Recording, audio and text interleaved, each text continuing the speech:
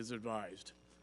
The mission of the Reckoning Project's journalists, documentary filmmakers, academics, lawyers, and war crimes researchers is to ensure that Russia's war crimes don't retreat from the front pages. I share this solemn and critically important mission in holding this briefing today.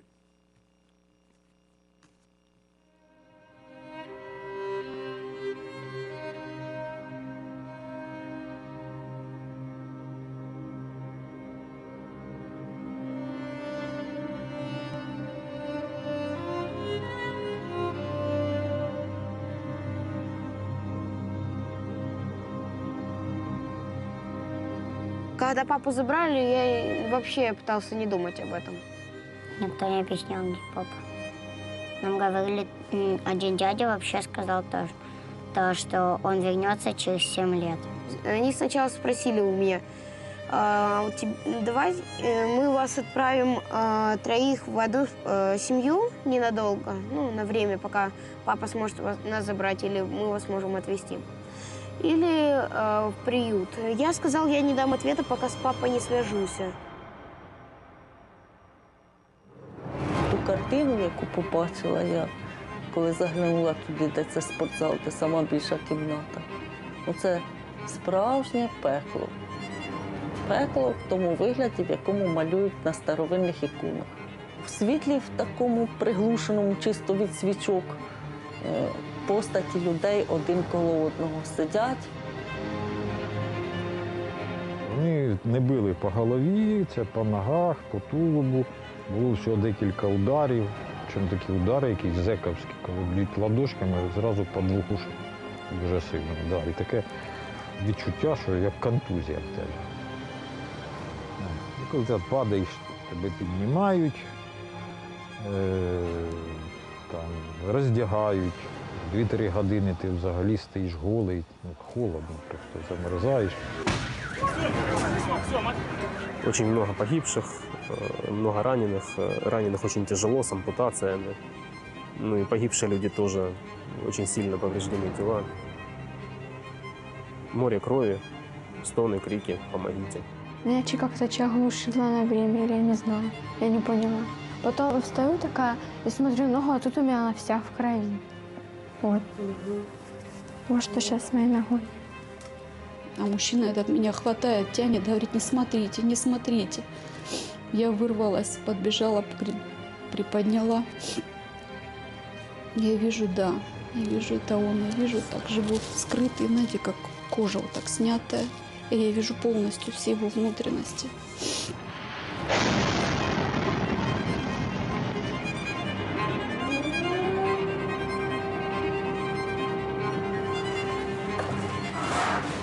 Авиабомба упала вот за этим окном.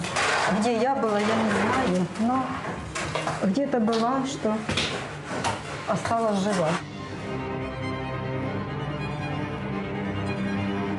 Это запуганные люди, они издевались так над ними, просто это, ну, зверски. Они были избиты до такой степени. Это стоит мужчина, ну, мужчина, но на нем нету живого, это просто сплошная гематома. Рассказывали, что и в уши ток пускали. Артобстрел. Роддом. Это была девочка, которой мы пытались оказать помощь. К большому сожалению, ребенок был уже мертв. Нам не удалось спасти ни мать, ни ребенка.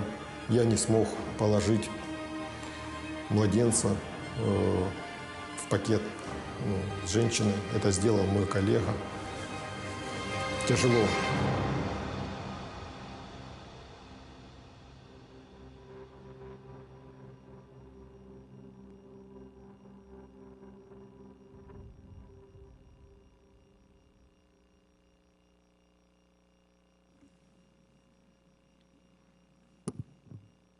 Chair now recognizes the first victim to tell her story. Добрий день. Good morning. Дякую за можливість бути почутою на такому високому рівні. Thank you for the opportunity for me to be heard at this very high meeting.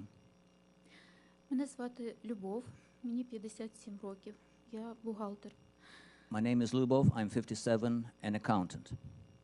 У мене була мрія, коли діти підростуть, влаштують своє життя, переїхати в батьківський будинок біля моря і приймати там гостей. I had a dream when my children become adult, I will move to my parents' home near the sea and will have visitors, hosting visitors there.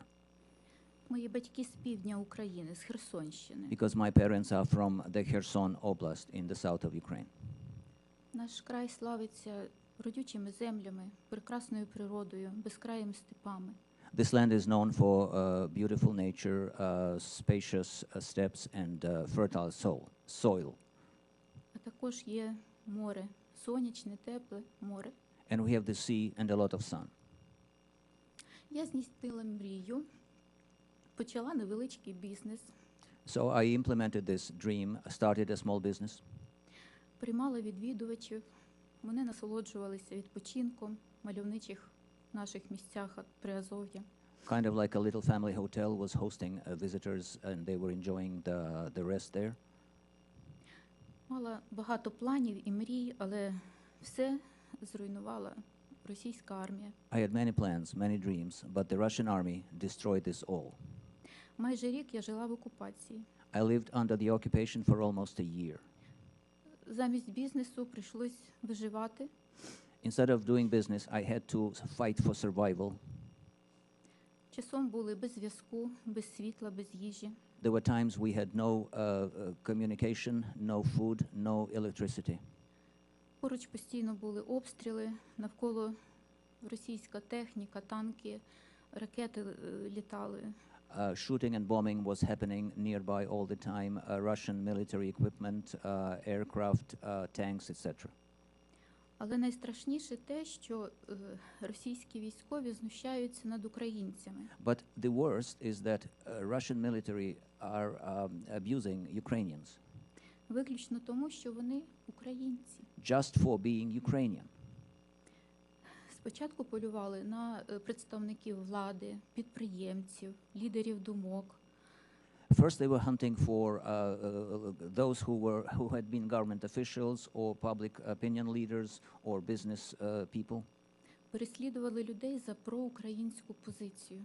They were persecuting people for being Ukraine sympathizers. Людей викрадають і катують, тримають їх. They kidnap people and keep them locked up and torture them. В січні цього року прийшли і до мене. In January of this year, they came for me. Без запрошення прийшли в будинок, шукали щось, казали, що зброю. Walked into my house uninvited, kept looking around saying they were looking for weapons. В мене нема ніякої зброї. But I have no weapons. Вилучили мапу України, вилучили прапор України. They confiscated a map of Ukraine, the flag of Ukraine.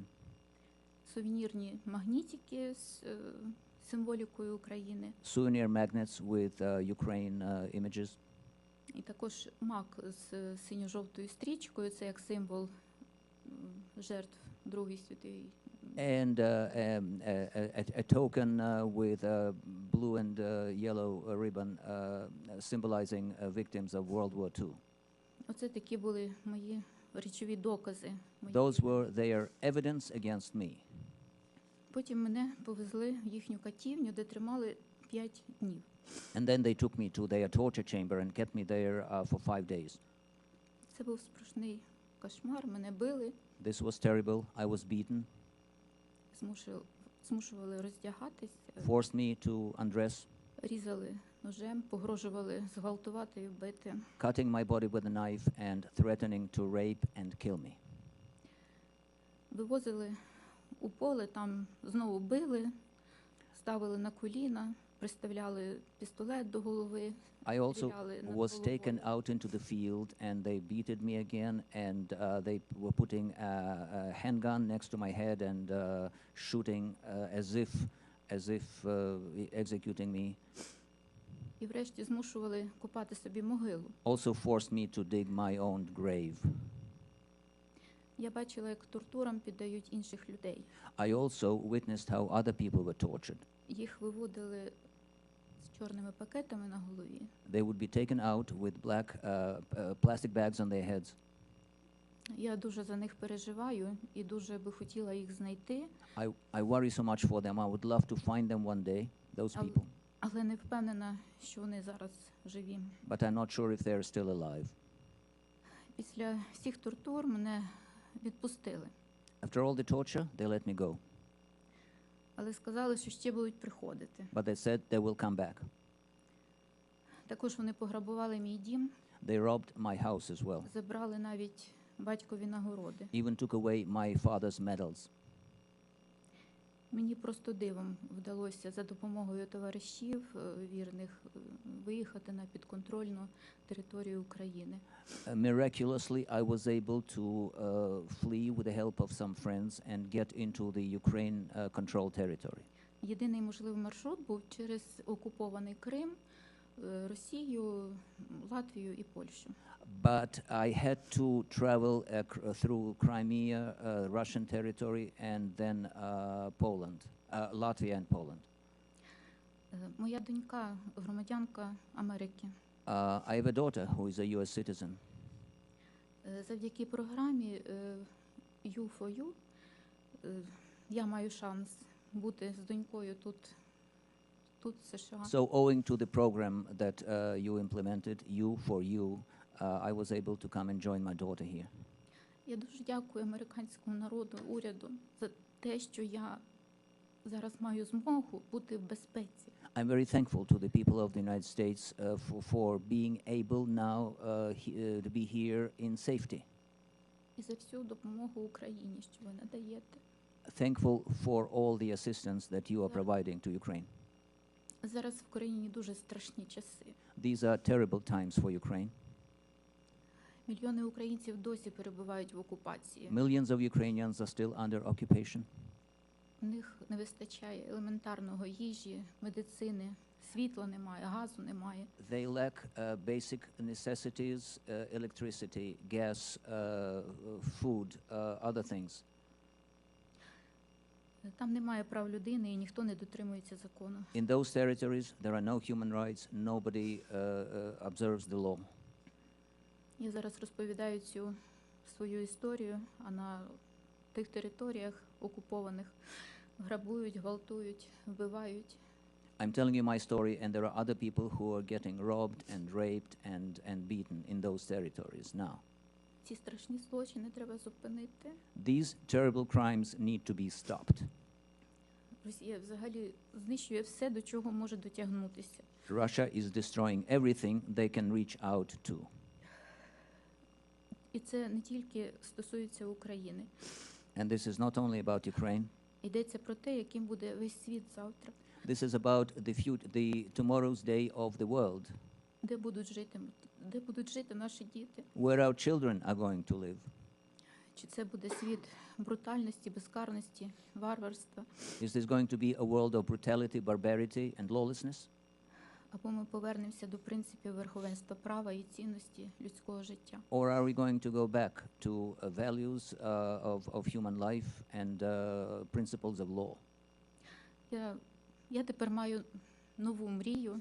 So now I have a new dream.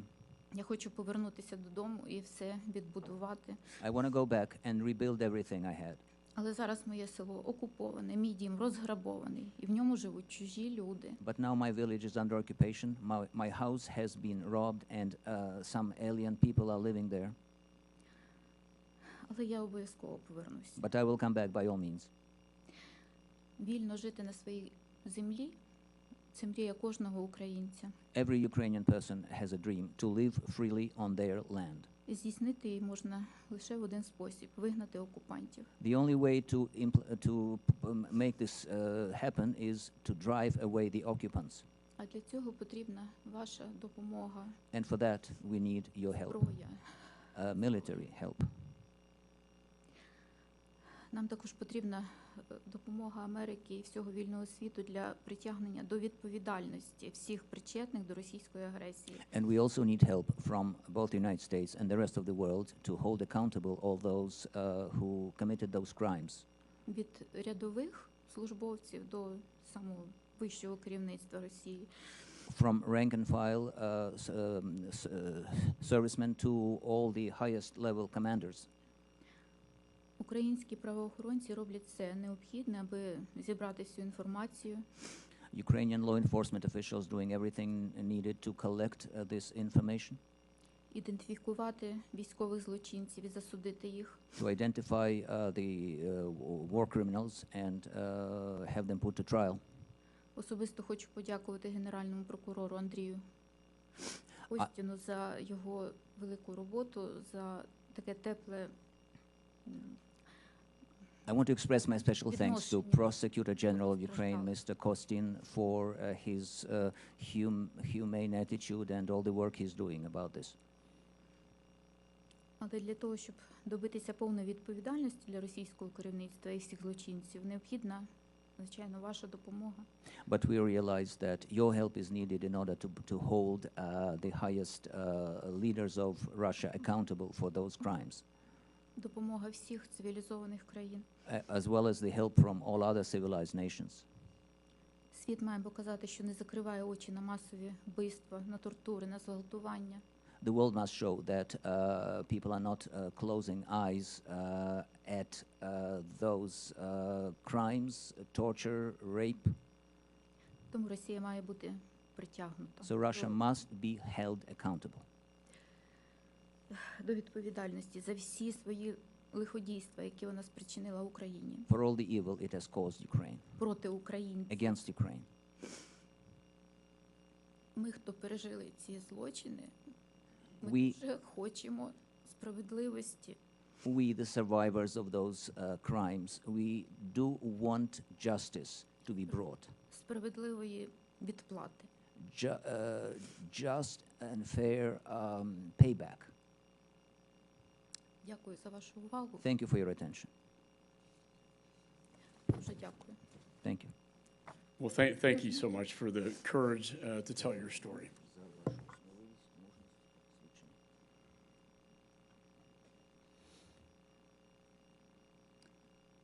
Chair now recognizes the representative for the second victim to tell his story about being kidnapped by Putin's forces and sent to Russia for quote-unquote re-education, along with the thousands of other Ukrainian children. Я вітаю вас, шановні пані та панове. Good morning, dear ladies and gentlemen. Моє ім'я Катерина Бобровська, я є адвокатом українським неповнолітньої особи, яка була повернена з території Росії до України. I'm Katerina Bobrovska, Ukrainian attorney representing a minor, Ukrainian minor who was returned from Russian territory back to Ukraine. Будь ласка, допоможіть мені. I ask you to help me. Я хочу повернутися в Україну. I want to go back to Ukraine. Такі були перші слова Those were the first words 16-річного Романа, коли він звернувся до мене по допомогу. from the 16-year-old Roman who, when he contacted me for help. Роман – це сирота та учень професійного ліцею в невеличкому селищі Донецької області. He's an orphan attending a vocational school in Donetsk Oblast. 24 лютого 2022 року Роман перебував у навчальному закладі. And on February 24th of 2022, he was at his school. А невдовзі росіяни окупували населений пункт. And Russians very soon occupied that community. Вони здійснювали фізичний та моральний тиск на дітей, які залишились у гуртожитку. They were pressuring the students, the kids who stayed in that boarding house, the dormitory, physically and morally. Документи, телефони та інші особисті речі дітей постійно перевірялися. They continued checking their papers, their telephones and other personal belongings. Візити військових до гуртожитку ставали дедалі частішими, The military continued visiting that dormitory more and more often. а тиск все більшим. The pressure was getting stronger and stronger. Одного разу російський бронетранспортер And there was an instance when a Russian armored vehicle навіть направив дуло гармати directed its gun in a turret на дітей, які стояли біля входу. right at the children standing near the entrance. Розуміючи, що в таких умовах неможливо перебувати, Роман understood he could not exist in those conditions. Роман прийняв рішення йти додому. He made a decision to walk home. 60 кілометрів. It was 60 kilometers away. Він йшов пішки. Walked on foot in winter. За цей час їх неодноразово зупиняли російські військові. He and others with him were stopped by Russian military many times. Вони проводили допити. They interrogated the kids, наводили на дітей зброю. Aiming their guns at the kids. Та навіть стріляли над головою. Even shooting above their heads. Їм доводилось спати на вулиці. They had to sleep outdoors. Та просити їжу у місцевих жителів. And beg for food from local residents. Коли Роман дістався домівки, When Roman finally got to his home, до населеного пункту заїхали військові. Military moved in to that community as well. Представники окупаційної влади Occupation authorities направили Романа на медичне обстеження. Told Roman to go for a medical exam. Його забрали до місцевої лікарні, де вже перебували і інші діти. And he was put in a local hospital where other children also were kept.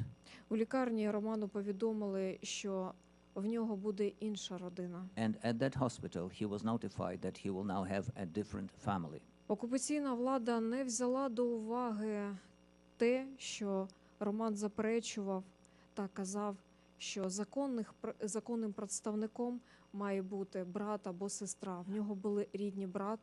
The occupation authorities ignored the fact and his words that he wanted his brother or sister to be his legal representatives because he had them there. Через деякий час Романа було направлено до іншої лікарні у Донецьк. Later he was sent to another hospital in Donetsk, де Роману було виготовлено нове свідоцтво про народження. Where they issued him with a new birth certificate. Від імені невизнаної республіки. On behalf of that unrecognized republic. А у травні Романа та інших дітей відправили на відпочинок до Росії. Then in May he with other kids was sent to Russia for vacation.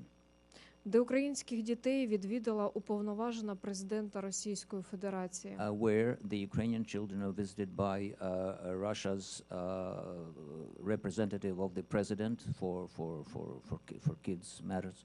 З прав людини Марія Львова-Білова. Maria Lvova-Belova, the representative for human rights. Яка повідомила дітям, що невдовзі вони будуть всиновлені. She informed these children that soon they are going to be adopted.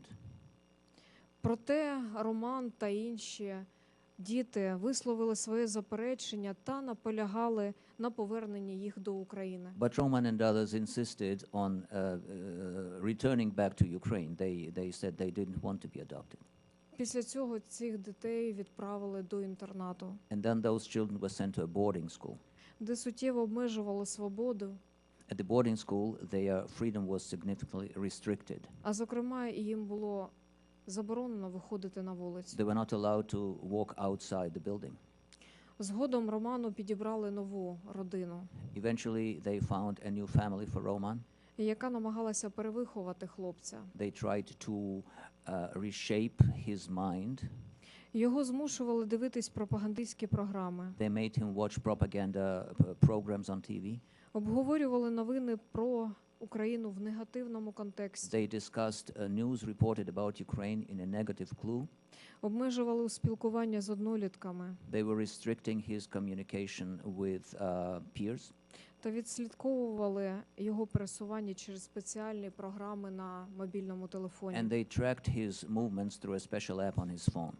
Крім того, Романа знімали в пропагандистських сюжетах на телебаченні, They also featured him in propaganda stories on TV, у яких змушували розповідати, як йому подобається його нова родина та and нове forced him життя. to say that he liked his new family and his new life.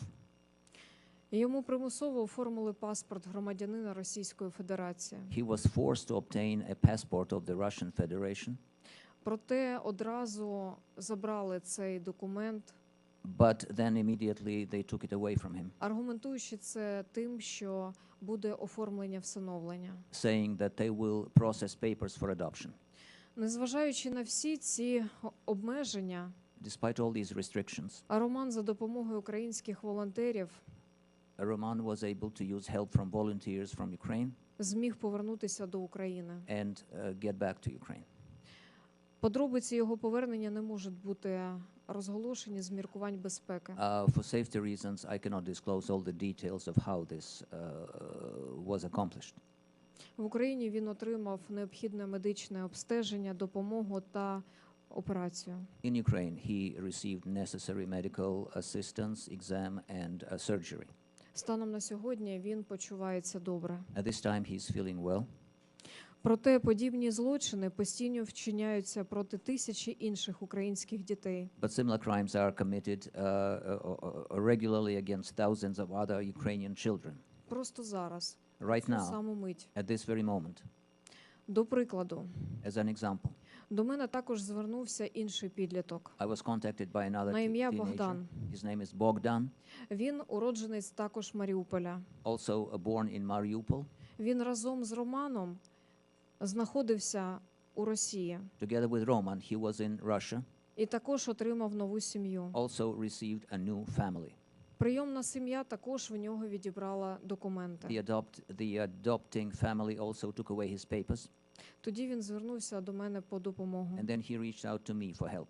Богдан зазнавав постійного психологічного тиску Bogdan was under permanent psychological pressure, та дуже хотів повернутися до and України. he was eager to go back to Ukraine. Він намагався покинути територію Російської Федерації. He tried to leave the territory of the Russian Federation. Він подолав понад 1000 кілометрів. He traveled for more than 1,000 kilometers. Проте на кордоні його зупинили російські спецпризначенці. But at the border, Russian Spetsnaz soldiers stopped him Та доставили до слідчого комітету на допит. and delivered to investigative authorities for interrogation. Після чого Богдана також використовували для зйомок у пропагандистських сюжетах After that, he also was featured in propaganda stories on TV, на російському телебаченні. on Russian TV.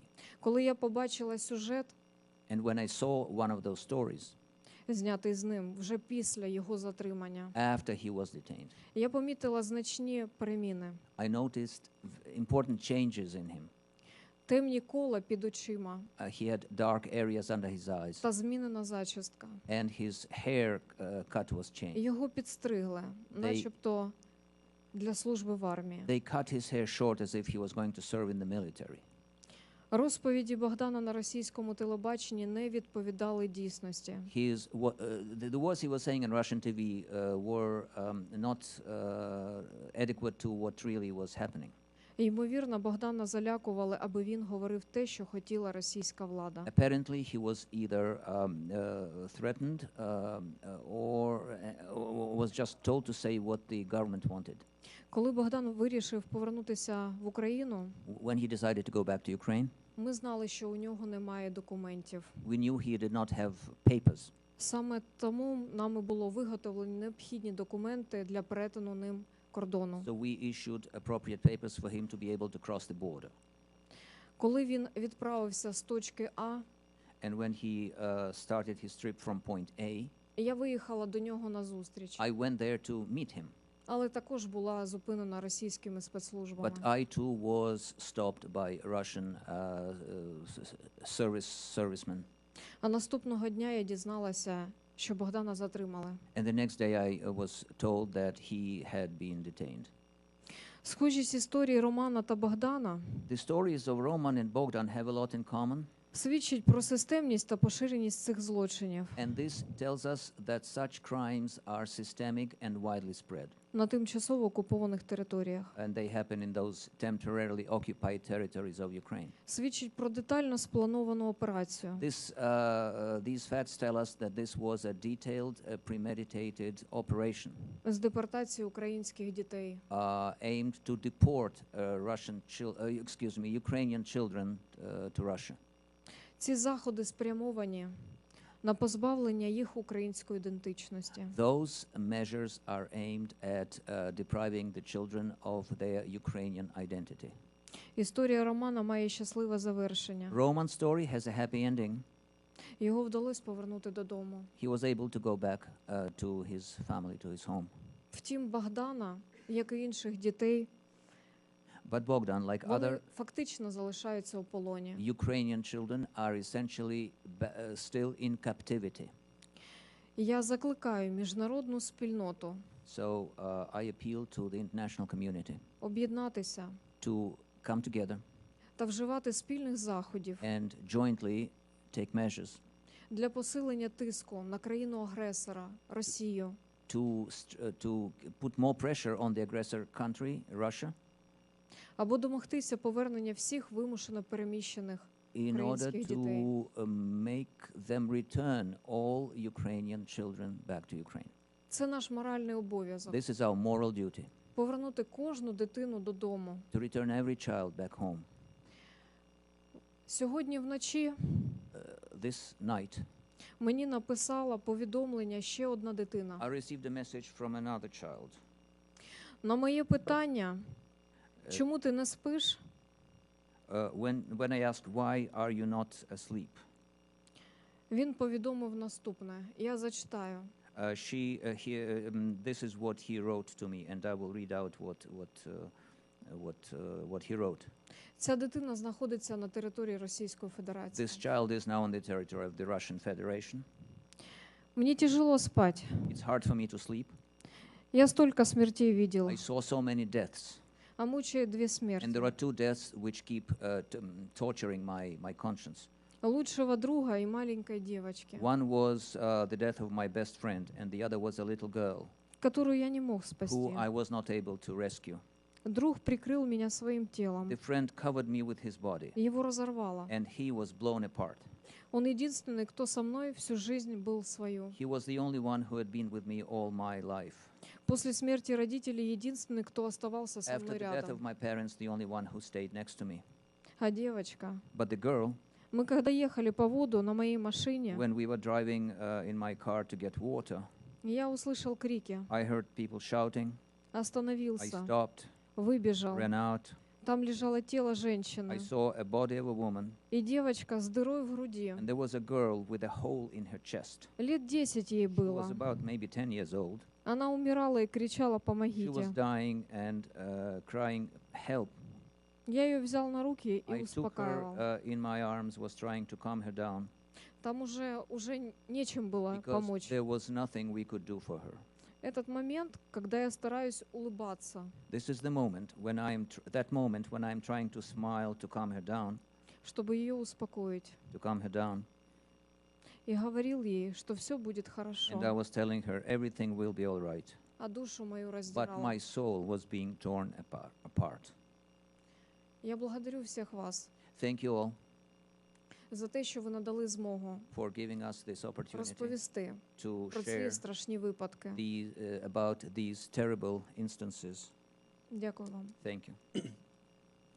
Thank you so much for that testimony. I will let the members know the child victim is actually in the room next door and per the embassy's instructions to protect his identity.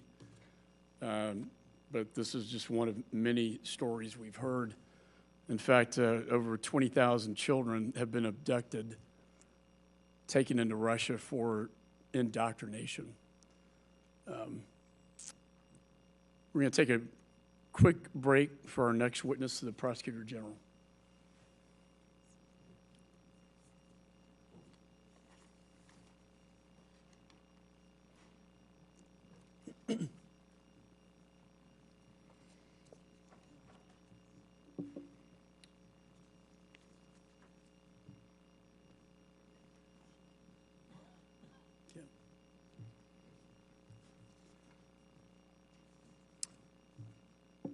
Thank you for being here today. Purpose of this hearing is to expose Russian war crimes and other atrocities in Ukraine and to ensure that the world never forgets. I also hope to discuss efforts to ensure perpetrators up to the highest levels of the Kremlin face justice. I now recognize myself for an opening statement.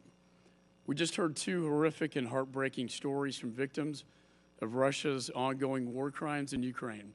Sadly, those are just two examples of the more than 80,000 war crimes that the Prosecutor General's office has recorded. From the beginning of Russia's war of aggression in Ukraine, Russian troops have been engaging in unspeakable acts against the Ukrainian people. To break the will of the Ukrainian people, Russia has employed the use of terror through barbaric war crimes, from sexual violence, including the rape of children and the elderly, to mass executions and torture, all targeted at innocent civilians. Shortly after this unprovoked invasion, I introduced the Ukraine Invasion War Crimes Deterrence and Accountability Act, which was signed into law. It requires the administration to report to Congress on the U.S. response to war crimes being committed in Ukraine. Disappointingly, the administration has failed to provide this report to date. Over the last 14 months, what we've witnessed is bone-chilling. The bombing of a maternity hospital, corpses littering the streets of Bucha, hands tied behind their backs, bullets in their head, some of them decapitated. Mothers raped in front of their children, young girls in front of their families. The bodies of innocent Ukrainians half buried in mass graves. Countless torture chambers throughout Russian-occupied territory. Mobile crematoriums used to dispose of the evidence of their indiscriminate killings. The bombardment of apartments and public buildings providing refuge to children and the elderly, including a theater in Mariupol that had the word children written outside, so large in Russian you could see it from the satellites. Ahead of the one-year anniversary of the invasion, I led a congressional delegation to Ukraine, including Representative Isa and self, who sit on this committee. We met with the Prosecutor General Kostin, who is before us here today. He personally escorted us to Bucha to see the site of the first mass grave discovered, and we met some of the first victims of Russian war crimes. It was a sobering experience and one that I will never forget. And as this war rages on, these war crimes have only continued. Following the liberation of Kherson, which was under Russian occupation for 8 months, more horrors have been discovered. Russian soldiers had taken old detention centers and converted them into torture chambers. Those subject to these torture chambers included journalists, civil servants, teachers, and random citizens. They were subjected to electric shock torture, ferocious beatings, suffocation, and waterboarding. They even discovered a children's cell specifically used to torture and abuse children. These were not the actions of some rogue soldiers, but rather a planned and financed operation of terror sanctioned at the highest levels of the Kremlin. The investigators who collected this evidence said this was, quote, a calculated plan to terrorize, subjugate, and eliminate Ukrainian resistance and destroy Ukrainian identity. This is the reality for every single innocent Ukrainian who remains trapped behind enemy lines and under Russian occupation. Recently, we've learned of Russian soldiers beheading Ukrainian POWs. Just this past Monday, a story broke outlining how Wagner commanders confessed to extensive war crimes, including the execution of 20 children, along with blowing up a pit of more than 50 wounded captives. They admitted they were given orders to, quote, shoot without words, end of quote, at anyone over the age of 15. Russian soldiers and Wagner Group mercenaries,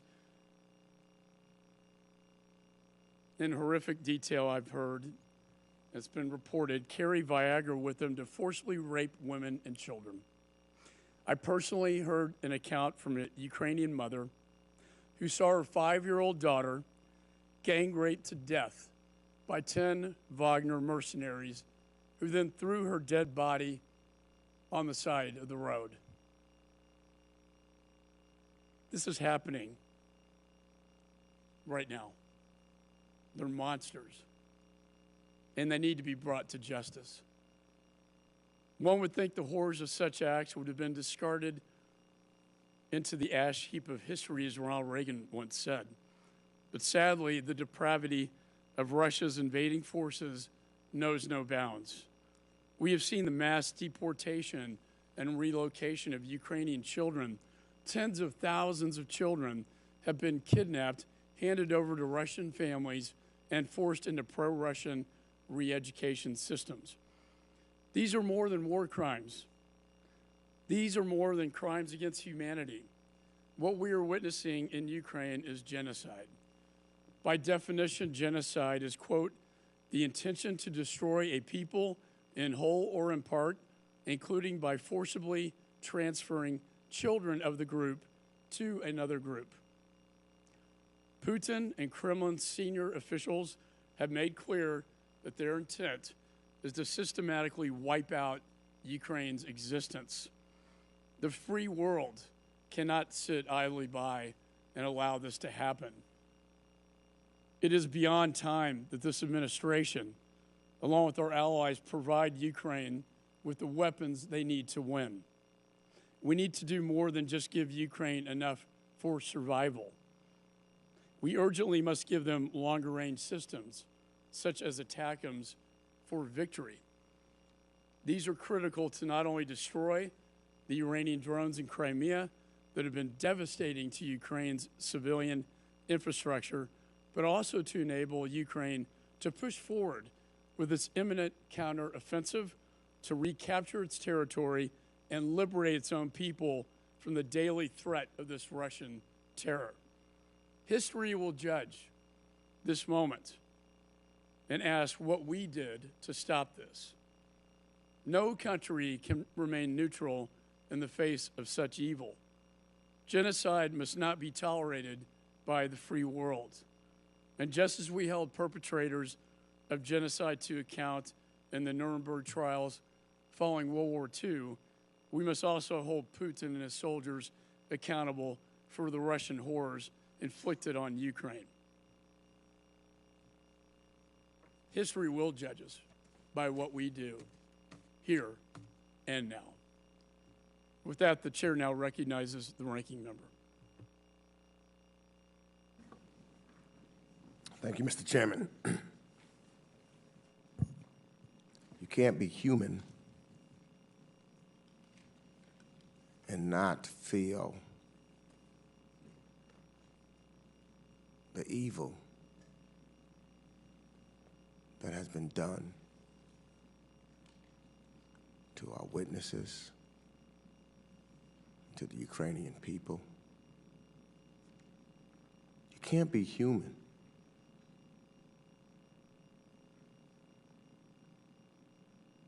it's devastation. You can't be human and see, as I have seen,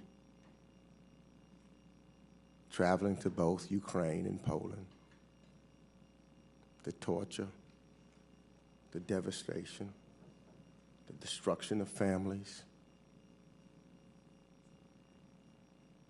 Never thought in the year 2023 you would see such devastation again. The question is, how can any leader, any human being, I thought that maybe we would have learned by now that we don't treat others in the manner of evil and destruction that we see. This, and the way that the Ukrainians are suffering every day, every day that Russia's brutal war continues. And I can't help but even think that even when you look at the destruction, when the fighting stops, Ukrainians will have to deal with all of the consequences of this evil act, the scars. We heard the representative talk. Could you imagine the scars of that witness that we have in the back?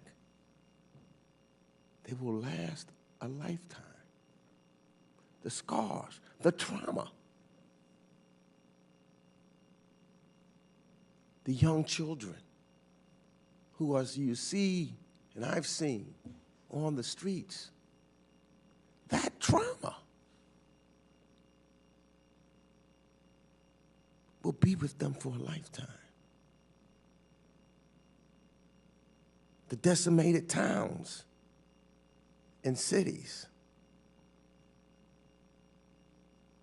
that Russia's illegal war has caused. For what? For what?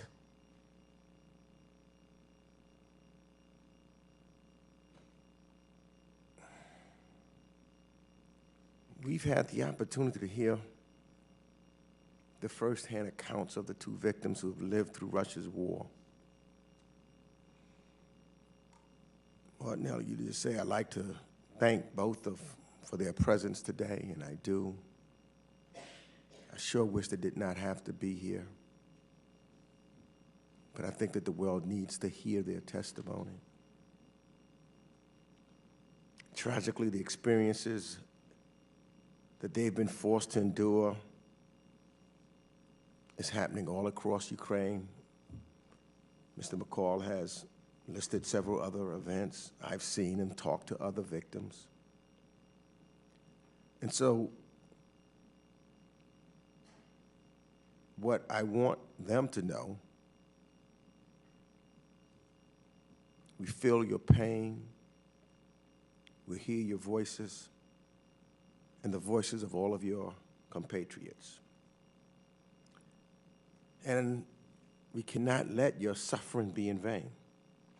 Thanks to your efforts, the world is aware of Putin's brutality, from directing the abduction of children and the massacre of civilians to the targeting of hospitals and indiscriminate attacks in densely populated areas.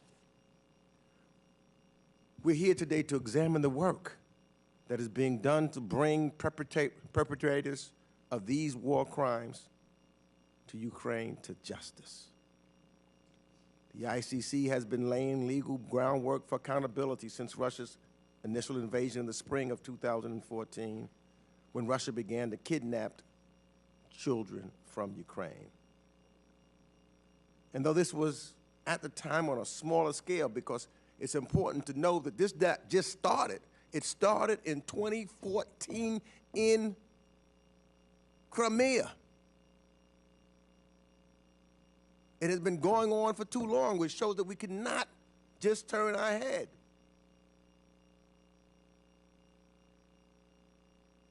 You know, we have to remember that Putin claims that Ukraine is run by fascists. Oh my God. Has he looked in the mirror? Has he looked in the mirror? We hear statements from Russian officials and from Russian disinformation outlets which seek to dehumanize Ukrainians. How can one take the turn and turn it around? How can a human being look himself in the mirror? How can they try to create a false narrative when clearly the whole world sees who the aggressor and who's committing the criminal acts? And so, yes, the United States and our allies and partners must work diligently to ensure records and document every piece of this criminal history, beginning in 2014. And we must collect it so that all those who are responsible for war crimes and crimes against humanity and other human rights violations are held accountable. They cannot get away with it. They cannot think that just some kind of agreement can happen and then they walk away from this crime, yes, from this genocide that is being attempted. They must be held accountable. And as the war grinds on, the wheels of justice have to move as well. And I stand in strong support of U.S. assistance in this space and for the establishment of a special hybrid tribunal to address the crime of aggression. And I applaud the formalization of cooperation between the United States and European states and our war crimes accountability team. And I know the legal path to justice is precarious, but we in the United States Congress are determined to provide the support needed to secure justice for victims. Ukrainians did not ask for this unjust war. They are only asking for our support as they defend their home and their sovereignty. And it is in our national interest to provide the support to Ukraine so it wins this war. And it will. And after Ukraine wins, post-conflict justice and accountability must be central in any post-war reconstruction effort. I yield back. Joe yields back. I want to thank you for your moral clarity as always and vision. I'll never forget being on the Polish border of Ukraine with you 2 weeks after the invasion, and there were thousands, and Ms. Wagner was there as well, thousands of women and children of refugees leaving their husbands and fathers behind to fight the war, but thousands of them. It could have been in black and white, and it would have looked like 1939 all over again. And every time I travel to Poland, they tell me that. This reminds us of 1939. We cannot let history repeat itself. So with that, I'm pleased to welcome the Prosecutor General of Ukraine, Mr. Kostin, before us today. We've met several times. The last time I saw you, sir, was at the mass grave in Bucha, a very moving experience. I commend you for shining a light on this darkness and these Russian atrocities that have been committed in Ukraine, and I yield to you, sir, for your opening statement.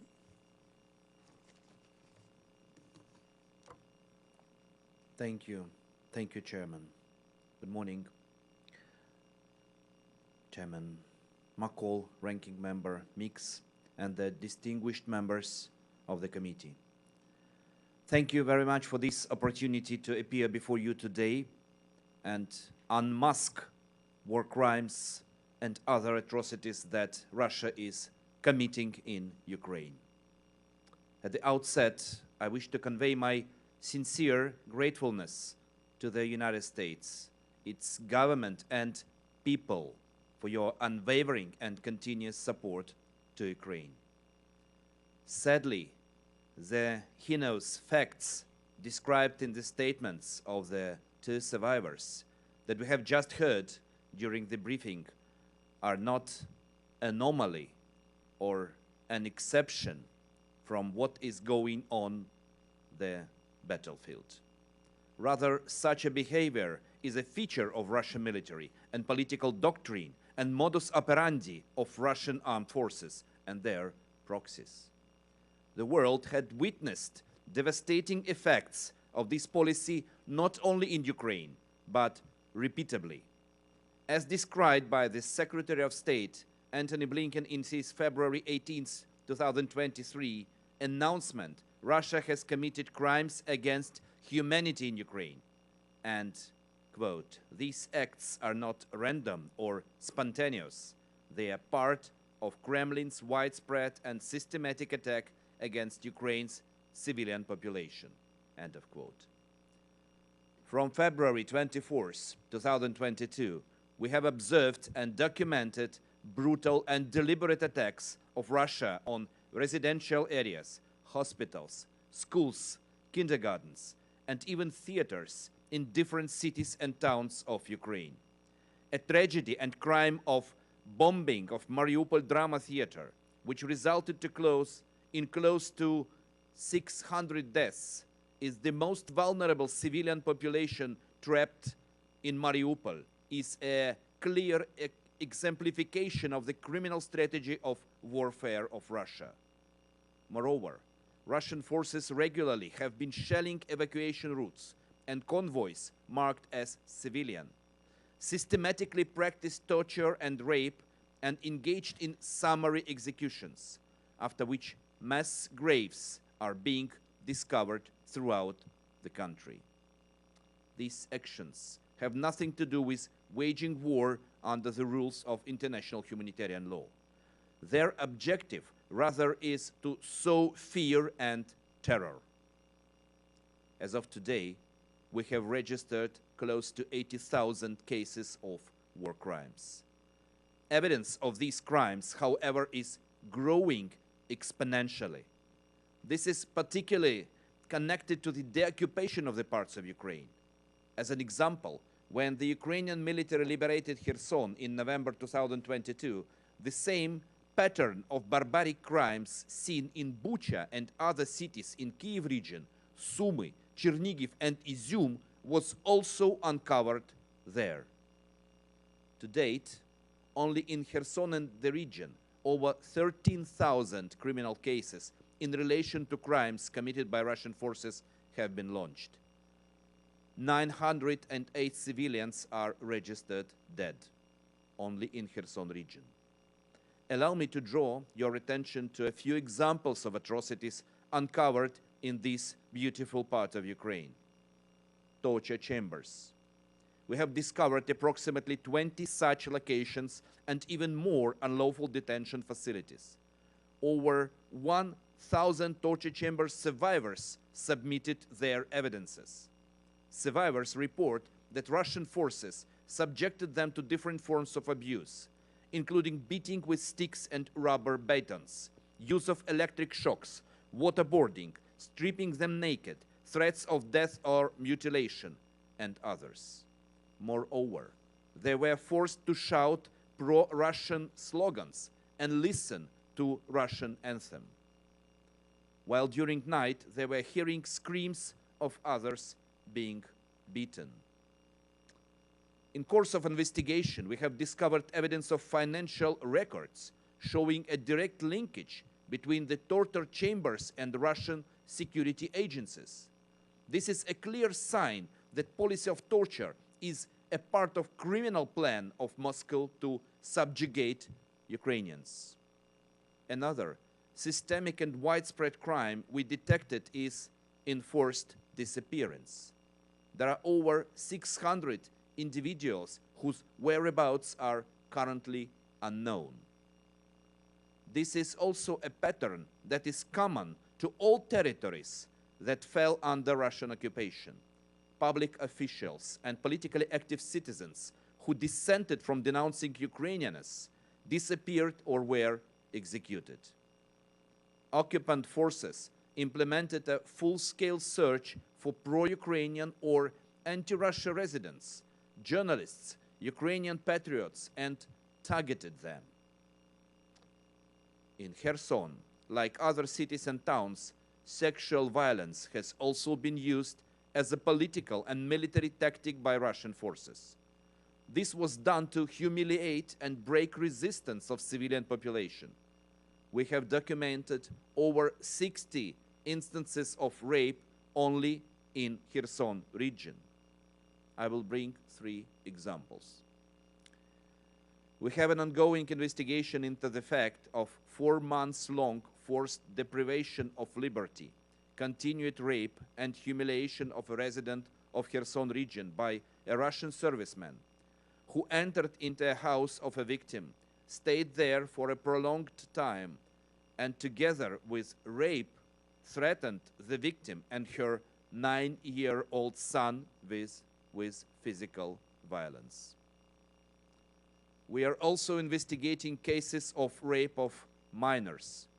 In one of the villages of Kherson region, a soldier of proxy forces abducted a minor from the house in the presence of mother and grandmother and raped the victim. We also have a pattern of rape and torture, as well as sexual harassment, specifically against the family members of Ukrainian armed forces.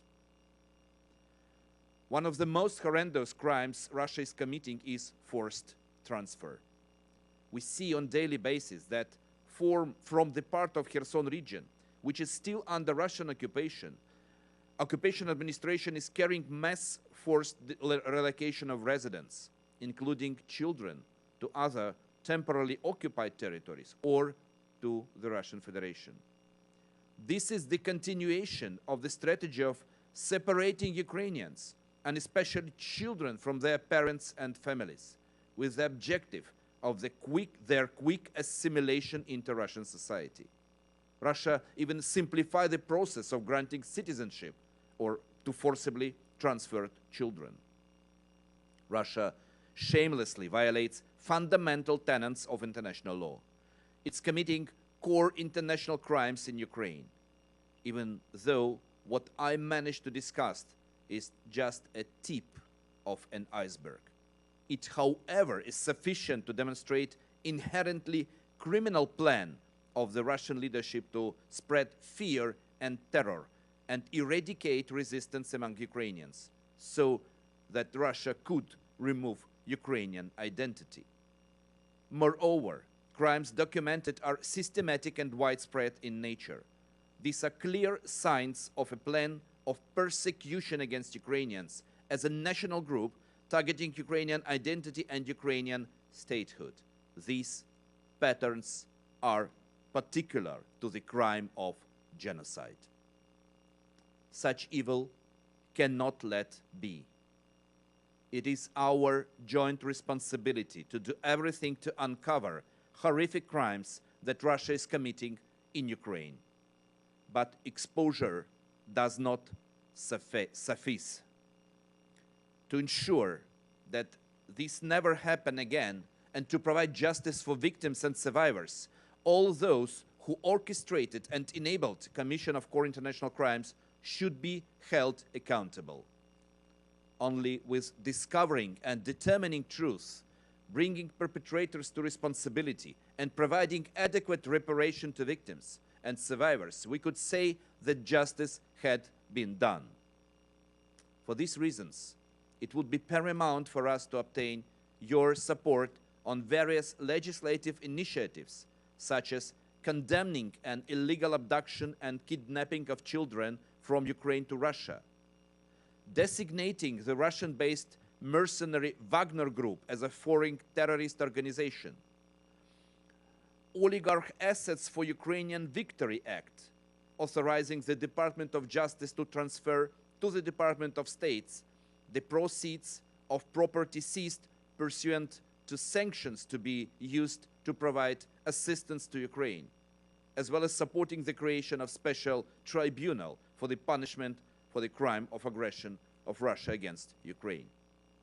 I understand that the US Congress has considered further amendments to the Penal Code to include a new provision criminalizing crimes against humanity, which would prevent impunity for such crimes when perpetrators appear on United States soil.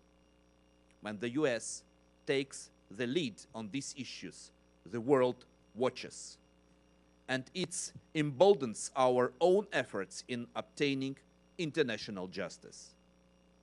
I'm confident that Ukraine, hand in hand with the United States and other countries of the civilized world, will achieve this. Thank you, and I stand ready to answer your questions. Thank you, sir. And from one prosecutor to another, I commend you. for your courage, your bravery, and your just a strong character to seek justice against these monsters. I want to ask you about these children. I think about 20,000 now, and that's just the ones we know about, have been abducted and transferred into indoctrination camps in Russia. Do we have any, is there any evidence of this? How high of a level do you think this comes from?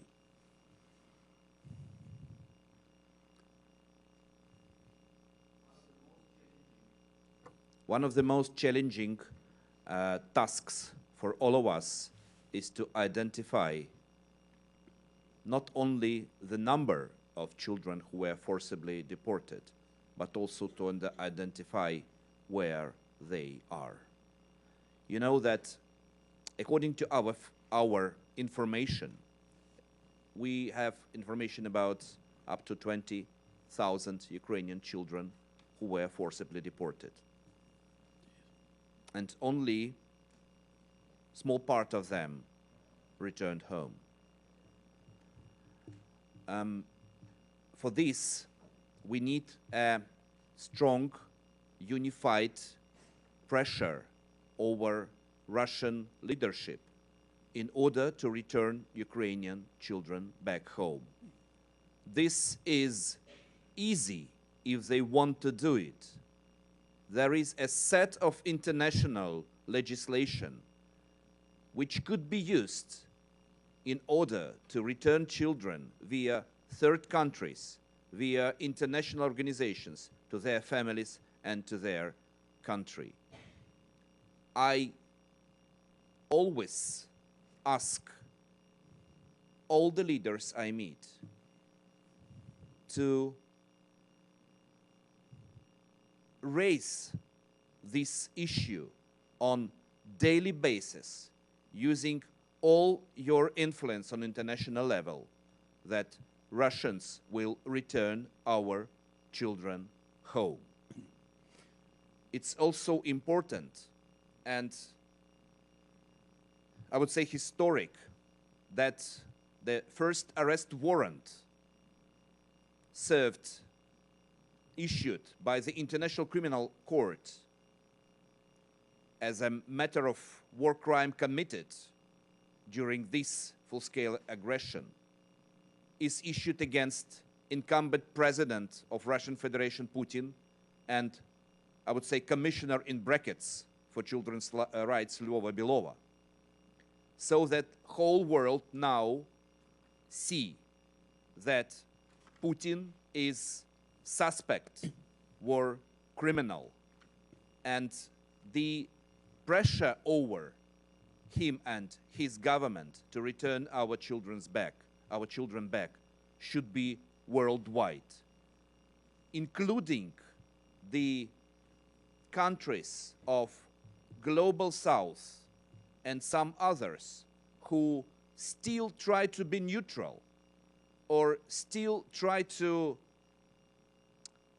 shake hands with Putin and his regime. They also need to see that Putin is a suspect in war crime, which is forced deportation and abduction of Ukrainian children. Do you believe, believe the orders to abduct and indoctrinate these 20,000 children that we know about, that order comes directly from Mr. Putin? This order comes, yes, directly from Mr. Putin, and we have a set of legislature acts and a set of his even public statements which confirm that he ordered such policy. And this information is also in line with the findings of the team of prosecutor of the International Criminal Court, with whom we cooperate on constant scale. And I think it's important that this abduction of children, transporting and indoctrinating falls squarely within the definition of genocide.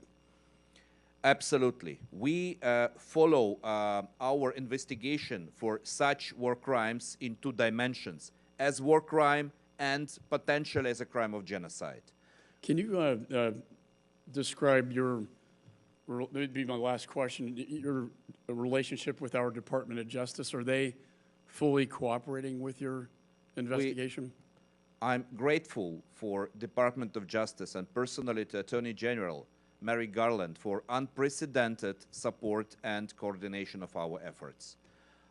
We are also cooperating with other investigation of other war crimes, and we have a cooperation with regard also to the case of deportation of Ukrainian children. The details I will not disclose at the moment. Thank you, sir. I now recognize the ranking member. Thank you, Mr. Kostin, again for joining us today and picking up from where Chairman McCall, I think that I understand that you have indeed had a meeting with your counterpart, Attorney General Garland, recently, and that the DOJ is going to increase its support and send additional investigators to The Hague and to our embassy in Kyiv. So let me ask for you to describe the needs of your office, the Office of the Prosecutor General going forward. What sort of forensic labs and equipment and personnel does the office need so that you can continue to be effective? And how are other international partners assisting your efforts in filling capacity gaps that may remain so that you can get and do everything you need so that we can make sure that justice is had? Thank you. Thank you for your question. We continue to receive all necessary technical support from the US government, which is needed to conduct proper investigation and documentation of the war crimes of this war of aggression. We are grateful for technical support from notebooks, cell phones, personal protective equipment, generators, power stations. You know, we have had very difficult winter, and for many times some of my offices were cut off energy, were cut off resources for several days. And we are grateful for supply of generators, which helped us to not only to run our offices, but also to proceed our work documenting and investigating war crimes. What we need now more, within the course of our investigations, we collect huge amounts of data that needs to be stored and analyzed, and it requires proper equipment and proper IT solutions. We are now, with the help of our partners in the United States, are in good contact with providers of the data, providers of IT solutions like Microsoft, like Palantir, who are granting us free access to their IT solutions. We need to analyze terabytes of photo, video, voice information to match them for a specific crime scene in order to not to lose any evidence that we have collected. Because it's not only us who are collecting evidences, they're also collected by people, they're also collected by non-governmental organizations, but civil society organizations. And I'm also especially grateful for your assistance to our NGOs and civil society organizations who are really helping us, not only with documenting of war crimes, but also helping us with the communications with witnesses and survivors. You know how sensitive it is in some dimensions. And I'm also grateful, and we will need more assistance, and I believe we will get it. We are now creating a coordination center for the victims, survivors, and witnesses of war crimes under the umbrella of the Office of Prosecutor General. We know that the interests of survivors and victims of this war should be our center of our attention and efforts. Let Let me also ask, I know that there are multiple efforts, including those at the ICC and the UN, that they contribute to building legitimacy for the establishment of a special hybrid tribunal on the crime of aggression. So how can the United States better support efforts to broaden the legitimacy of international legal mechanisms so that everybody is going after these crimes against humanity, like Putin and some other vicious individuals who are committing those crimes? Thank you. I think that the establishment of special tribunal for the crime of aggression is an extremely important element of our web of accountability, because the crime of aggression, which is a leadership crime and which led to all other war crimes committed, should be prosecuted and punished on international level. We have our own investigation for the crime of aggression, but we can't reach Troika, including President of Russian Federation, because of his personal immunity. And we need international mechanism which should have a broad support of all the countries who know that act of aggression was committed and who believe that act of aggression should be punished on international level. It's not only a war of Russia against Ukraine, it's a global war. I don't know any country which doesn't feel the consequences of this war of aggression in many layers, but everyone, this war touched every country in the world. This war touched any citizen, any person in the world. Even if some of them don't understand this now, they will understand this in the future. And it's our joint responsibility, not only before the victims and survivors of this war of aggression, to ensure their measure of justice for the crime of aggression committed by Russians. It's also our obligation before future generations, because you're absolutely right, both of you, that Nuremberg trials ensured long-lasting peace in Europe for decades. Now we have a gap in international system of law and order. We need to fill in this gap and to ensure long-lasting peace for Europe and for global level after this war. And proper international tribunal for the crime of aggression will also play a deterrent factor for any future aggressor who could try to become an aggressor in any part of the world. And I would also add, it's not only our obligation before the victims and survivors of this war, not only our common obligation before the future generations, it's our obligation commemorating all victims of the previous wars and conflicts who didn't receive their measure of justice. We don't need to forget about them. And only united, we will reach this goal. I firmly believe in it. Thank you for your question. Thank you very much. Very, very powerful. I remember visiting with a Ukrainian soldier last time I was in Ukraine. He said, "We're fighting for you. We're fighting for the free world." And they are. Chair now recognizes Mr. Smith. Thank you very much, Mr. Chairman, and thank you for convening this extraordinarily important hearing. And Mr. Procurator General, thank you for your leadership, your testimony. 78,000 war crimes, I mean, that is outrageous. And the fact that the ICC only just a few weeks ago finally brought action against 2 individuals, as you said, the so-called Commissioner for Children's Issues and, of course, Putin, in a very, very narrow but important area of focus, to me speaks volumes of the lack of response by the international community when it comes to accountability. A year ago, on March 8th, I chaired a hearing of the Tom Lantos Human Rights Commission talking about the need for accountability and bringing a resolution to the United Nations that would do what? Not at the Security Council, but in the General Assembly, to have a tribunal on the war crime of aggression. I asked and I introduced a resolution within a couple of days of that, asking that the administration use its voice and vote at the UN, and any country in the UN can bring such a resolution to bring this war of aggression tribunal into existence.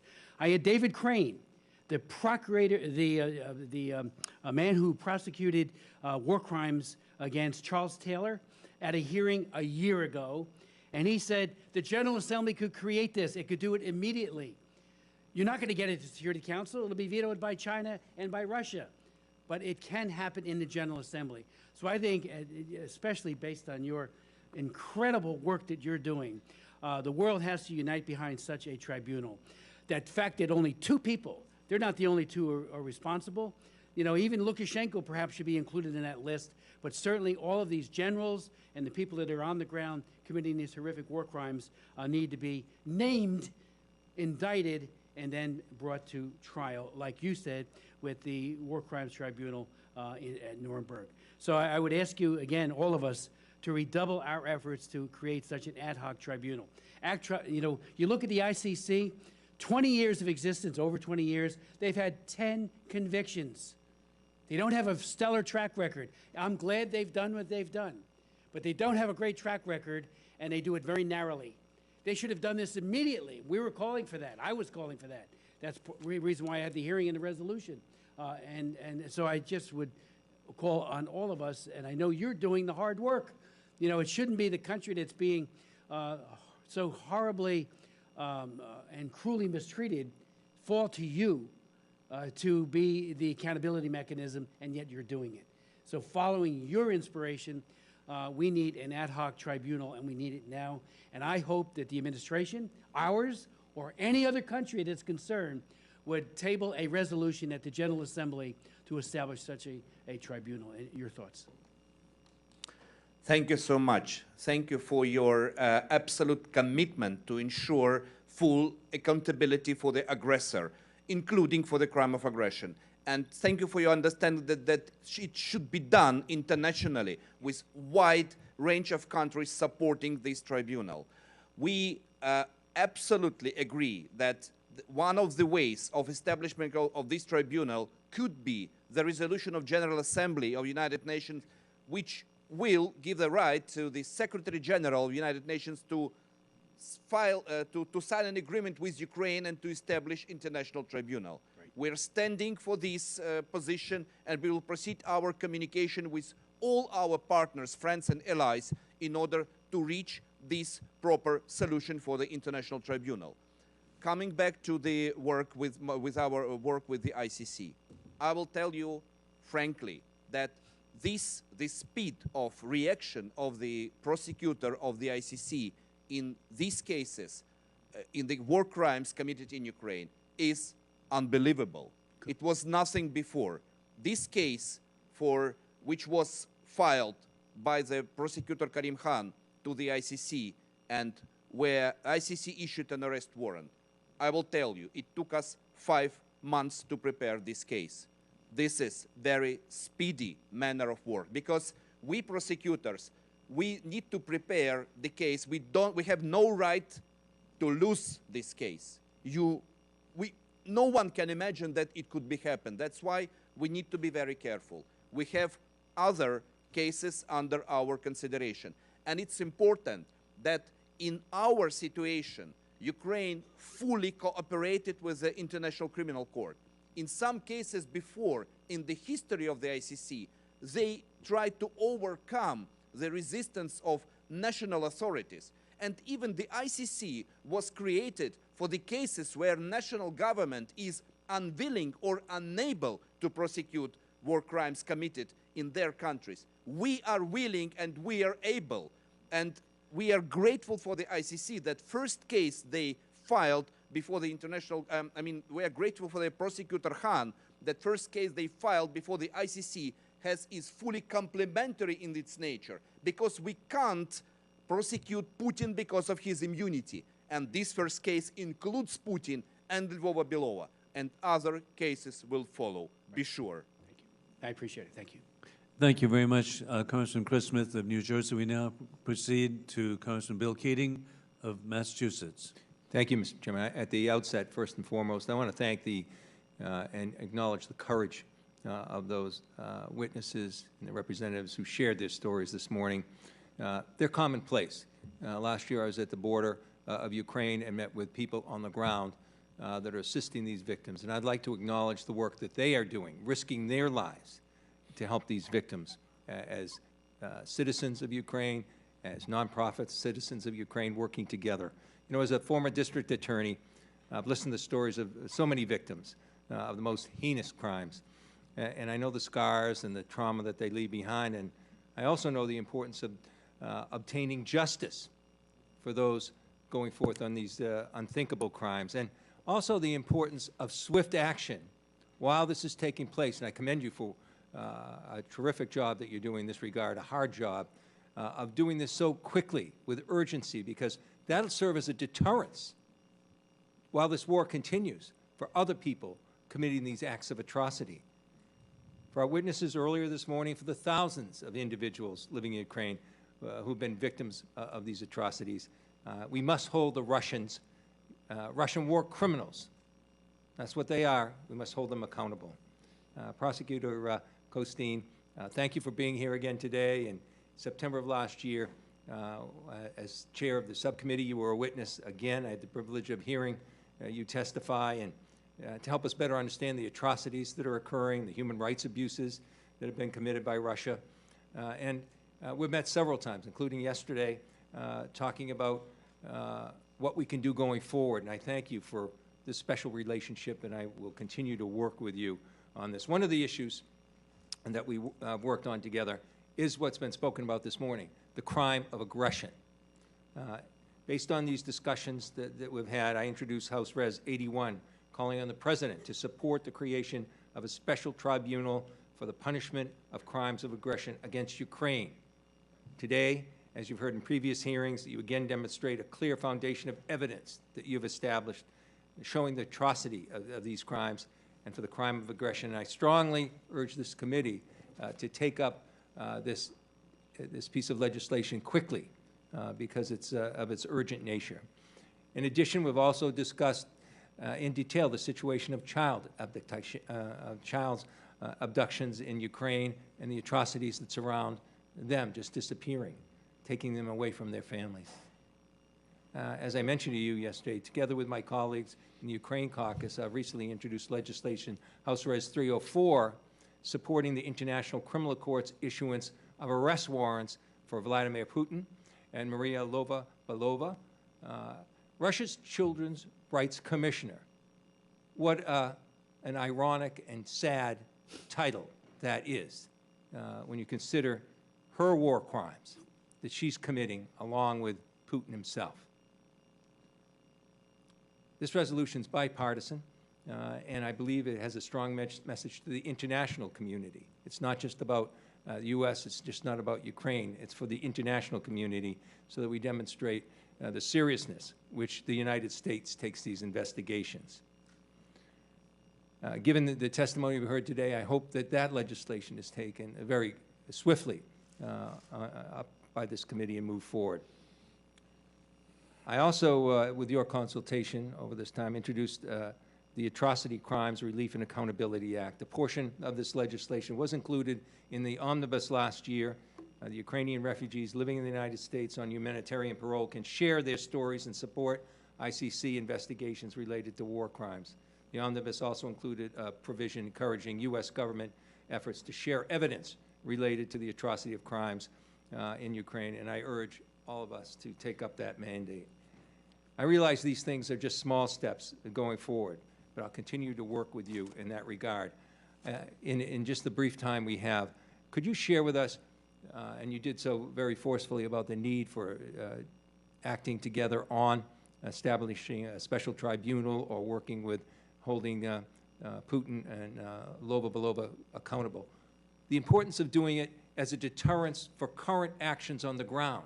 How can these actions that we do here and the actions that you're doing, prosecuting, save future victims of this, because it'll deter people and soldiers on the ground now? Thank you, Congressman Keating, and thank you for your constant support during these months of our joint work. I will start with the special tribunal. You know, I think that for the survivors who witnessed today in this hall, it will be a great signal of action, support by action, if Congress will support your resolution on establishment of special tribunal, because this is the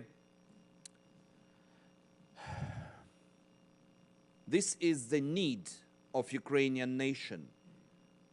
They all understand, we all understand, that if act of aggression would not have been committed, it saved the lives of hundreds of thousands of people who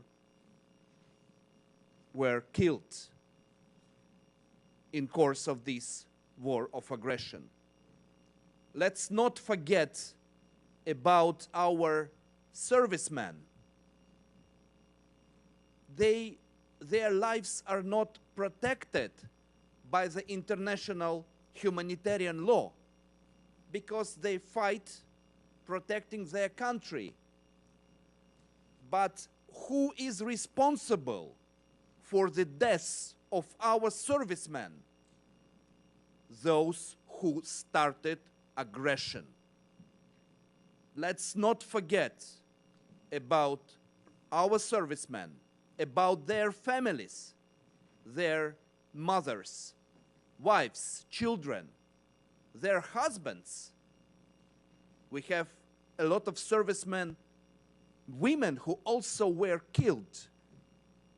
And the only measure of justice for them is to hold aggressor accountable for the crime of aggression. And establishment of this tribunal, it's not only to ensure measure of justice for them, but also it will be a strongest signal to Putin and also to his surrounding, people who support him, but who maybe don't want to die with him.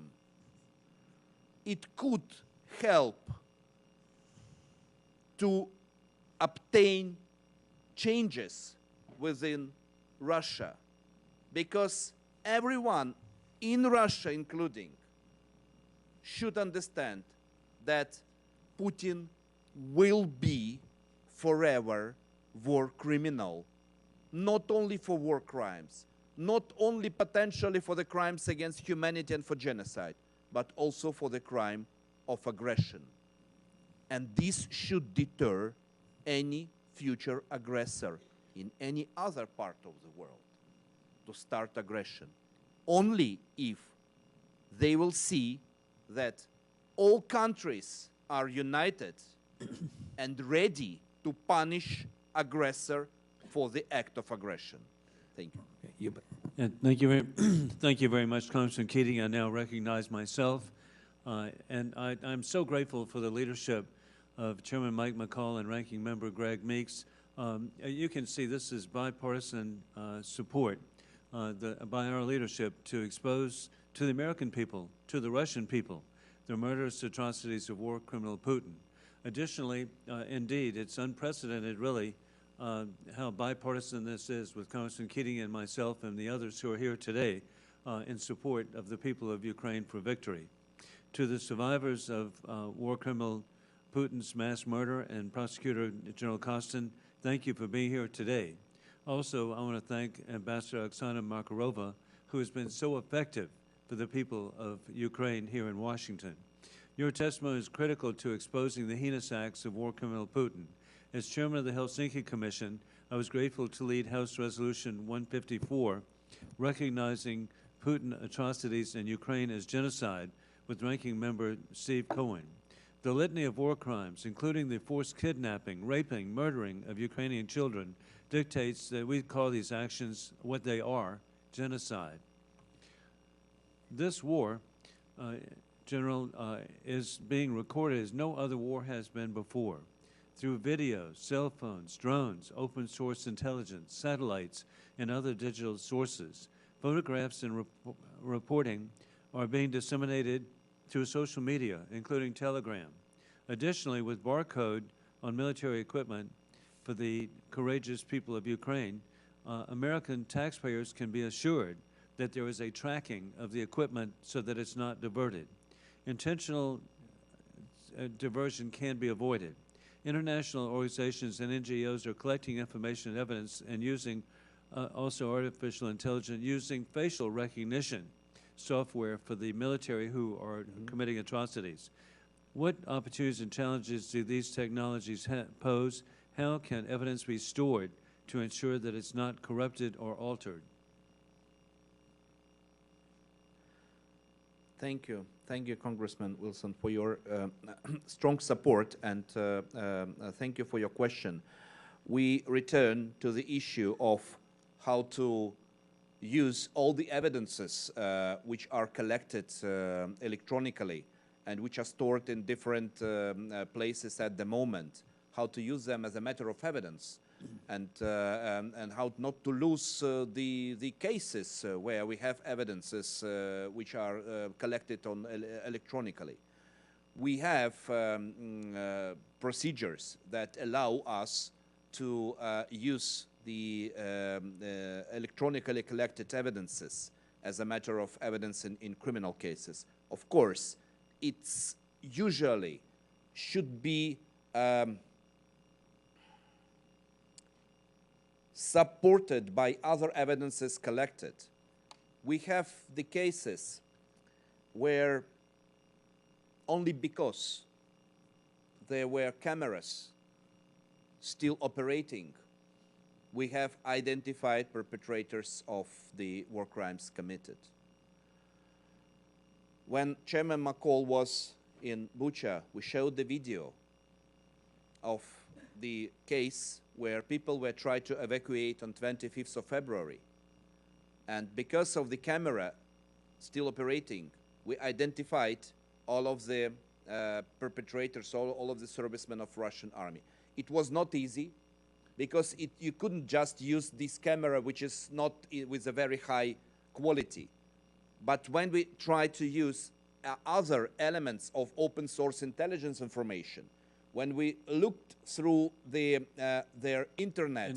In general, I want to point out too, with the facial recognition, you can identify the soldiers, and then you'll be able to identify the chain of command. Yes. The chain of command, and the Russian military needs to know that they will be prosecuted. A final question for me. Putin's shameful disinformation claims that reports of crimes are faked. The mass murder and rape of Ukrainian women and children by Putin troops is well documented, as you've said. What more can be done for the international community to counter Putin's disgusting narrative?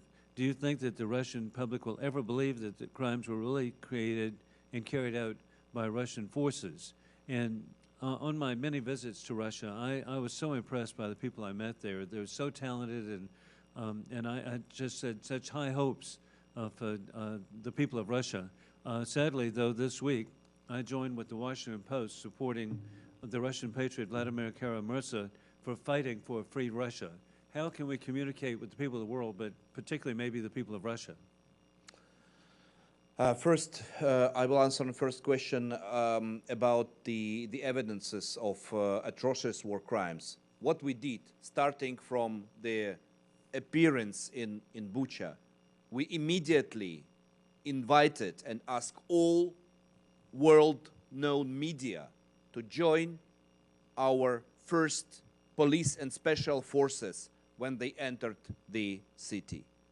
We did the same when we liberated Kharkiv region. And as soon as we get information about mass grave in Izium, we didn't dig these mass graves before all journalists who wanted to be present come. And this was done in presence. So this is the best evidence for the world that everything which we are telling is true. For the second question, I'm sorry, was about? How can we appeal to the people of Russia the truth? And I think, and you just answered it. And so with that, I'm actually happy to now recognize the distinguished congressperson from Rhode Island, Congressman David Cicilline. Thank you, Mr. Chairman. Thank you, Prosecutor General Kostin. It's good to see you again, and thank you for your testimony, and most importantly, for the important work that you are doing and your colleagues to ensure that both the Ukrainian government and the international community seek and obtain accountability for the horrific war crimes that Russia has carried out in Ukraine. And we have all watched, as well as the entire international community has witnessed, Russia launch airstrikes and missile attacks on apartment buildings, a maternity ward, schools, train stations, and other civilian targets. In Bucha and Irpin, journalists and forensic doctors have meticulously documented the horrors carried out by Russian forces, including, as you said, the rape, torture, and execution of civilians. And throughout Ukraine, we have seen Russian forces forcibly deport Ukrainians, including thousands of young children, to Russian-controlled areas. These heinous acts are war crimes, plain and simple, and both the United States and the entire international community have a critical role to play in supporting the Ukrainian government and the international institutions as they work to pursue justice and accountability for all the victims of these horrific atrocities. And so my first question, Mr. Kostin, is, you know, according to UNESCO, more than 240 Ukrainian heritage sites are estimated to have been damaged since the Russian invasion last year, including the Kharkiv State Academic Opera Theater and Maripol's Museum of Local Lore. And Putin has terrifyingly made culture both a justification and an object of war with Ukraine, with deliberate aims to destroy what it means to be Ukrainian. So my first question is, how can the international community, and particularly the United States, support your efforts with respect to this particular pernicious effort by the Russian government and the Russian forces? Thank you for your question.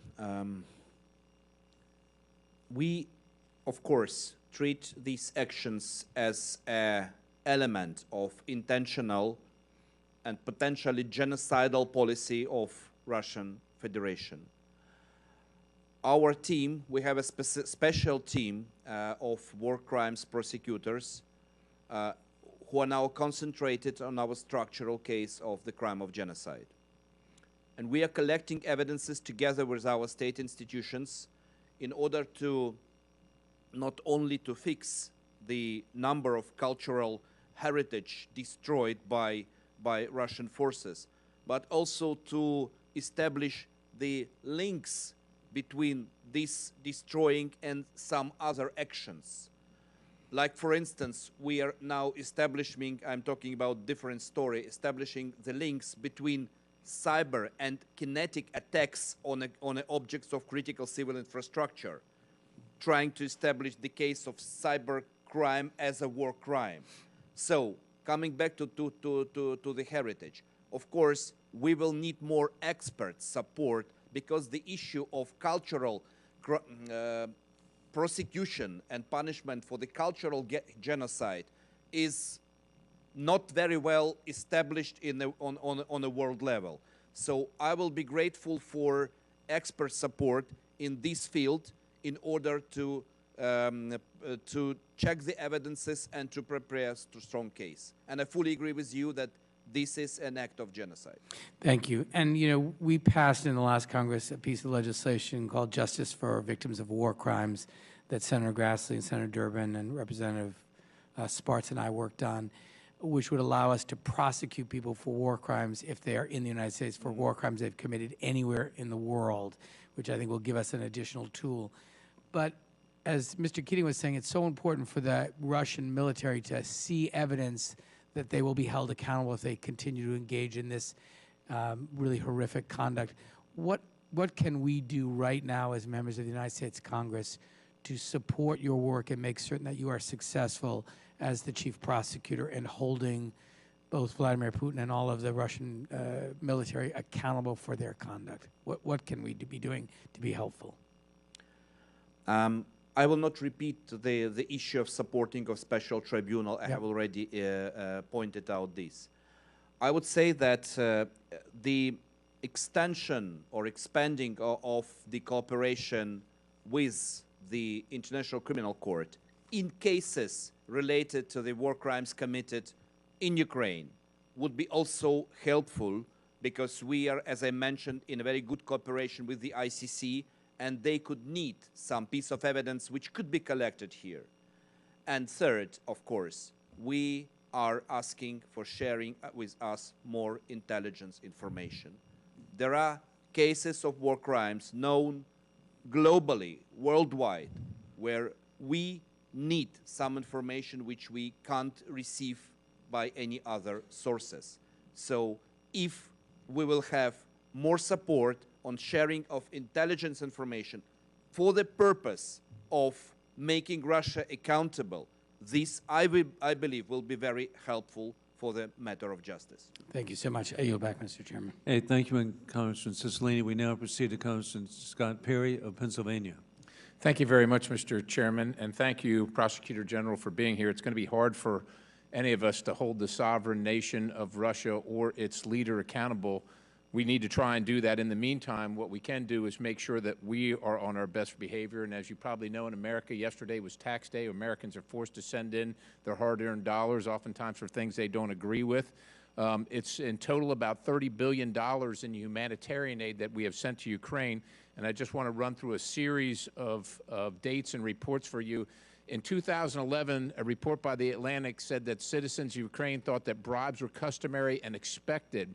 In 2011, the president of Ukraine stated that bribes and corruption cost the country about $2.5 billion, or 10 to 15% of the country's budget. In 2016, a report indicated that between 38 and 42% reported paying a bribe to access basic public services. In 2022, the former head of the Asset Recovery and Management Agency was charged with embezzling $10.6 million in funds. And in 2022, the National Corruption Bureau of Ukraine observed and noted corruption remained common at all levels in the executive, legislative, and judicial branches. Sir, we want to make sure that all our money is safeguarded and that we're not involved not only in losing that money that the American taxpayer works hard for, but in the corruption itself. And I want to bring another series of events to you. The UK Serious Fraud Office froze $23 million of a guy named Zolchevsky's assets. He was in charge of Burisma. On April 13th of 2014, there was Hunter Biden said the contract should start now, not after the upcoming visit of my guy, his guy being the Vice President of the United States. On April 22nd of the same year, Hunter and Archer said that Ukraine must understand the value of Burisma. And on May 12th of 2014, Hunter Biden said started working for the Burisma board at $83,000 in change per month. On May 12th, Zolchevsky's envoy said, use your influence to combat the Ukrainian government's allegations against Burisma. George Kent from our embassy told the DOJ that Burisma paid $7 million in bribes to prosecutors to kill the investigation into bribes for gas and oil permit license. February 10, 2015, Urema replaced by Viktor Shokin. And then a Soros-funded activist group called the Anti-Corruption Action Center, which is ironic, said that Shokin was not pursuing Zolchevsky, which of course was absolutely not the case, because on February 2nd of the same year, Viktor Shokin issued arrest warrants for Zolchevsky and wanted to seize his assets. And then on February 12th of 2016, President Biden called then President Poroshenko. And then on February 17/18 of 2016, literally 10 days later or thereabouts, Viktor Shokin, the prosecutor general, was fired. May 13th of 2016, Joe Biden, the president, now vice president then, tells President Poroshenko that $1 billion in loan guarantees would be forthcoming. And then in the intervening time, then Vice President Biden went before the Council on Foreign Relations and announced that I told them they had to fire the prosecutor general, or they want to get the loan guarantees. And what do you know? Son of a bitch, the prosecutor was fired. And then on 2020, in April of 2020, Viktor Shokin was formally recorded as the victim of an alleged crime by former Vice President Joe Biden. So, sir, with all of that information, in 2019, one of your predecessors as Prosecutor General announced a reinvestigation into Burisma and some of their high-level employees. The Prosecutor General was reopening and auditing criminal cases that his office believed had been mishandled or that the conduct of the previous offices had not been proper. Since that time, it has been announced that those investigations have been put on hold because of the inability to locate the former CEO of Burisma. But we probably can, and we probably can locate Hunter Biden. Mr. Kostin, what is your office's position that Burisma needs further investigation, and will you commit to investigating Burisma to the full extent, no matter what pushback you get, and no matter who you need to call as a witness, including Americans that might be involved in the corruption and malfeasance and loss and theft of taxpayer money in your country?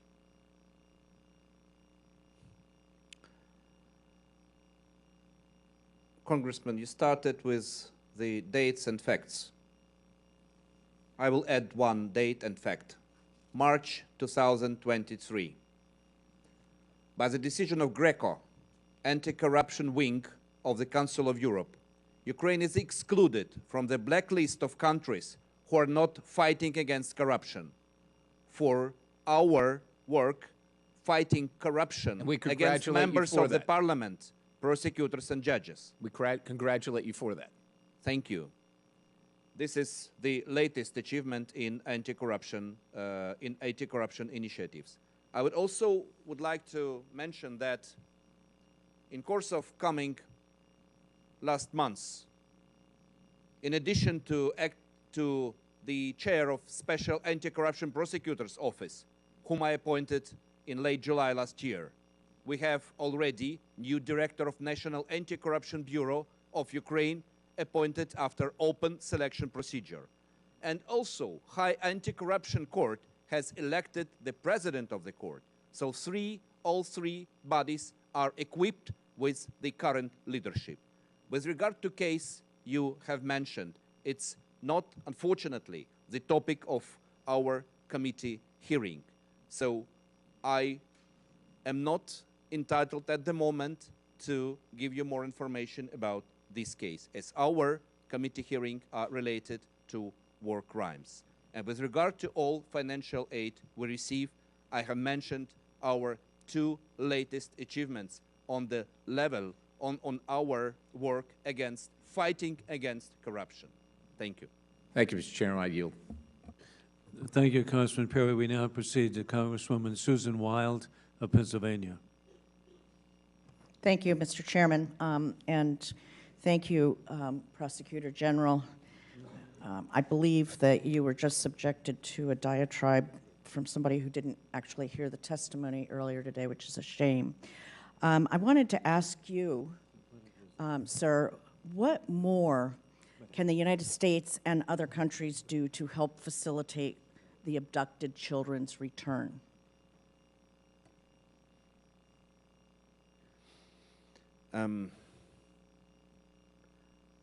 I think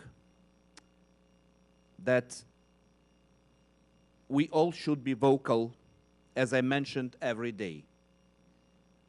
Not only the governments of states, I mean not only US but the others, but also maybe you all as a members of parliament who represent American nation.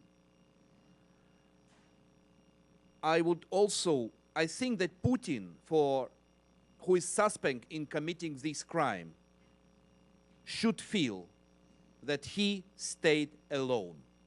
And even governments of some countries who are trying once again to be complementary to him should receive strong feedback, let me use this word, from the other countries, including the US, saying that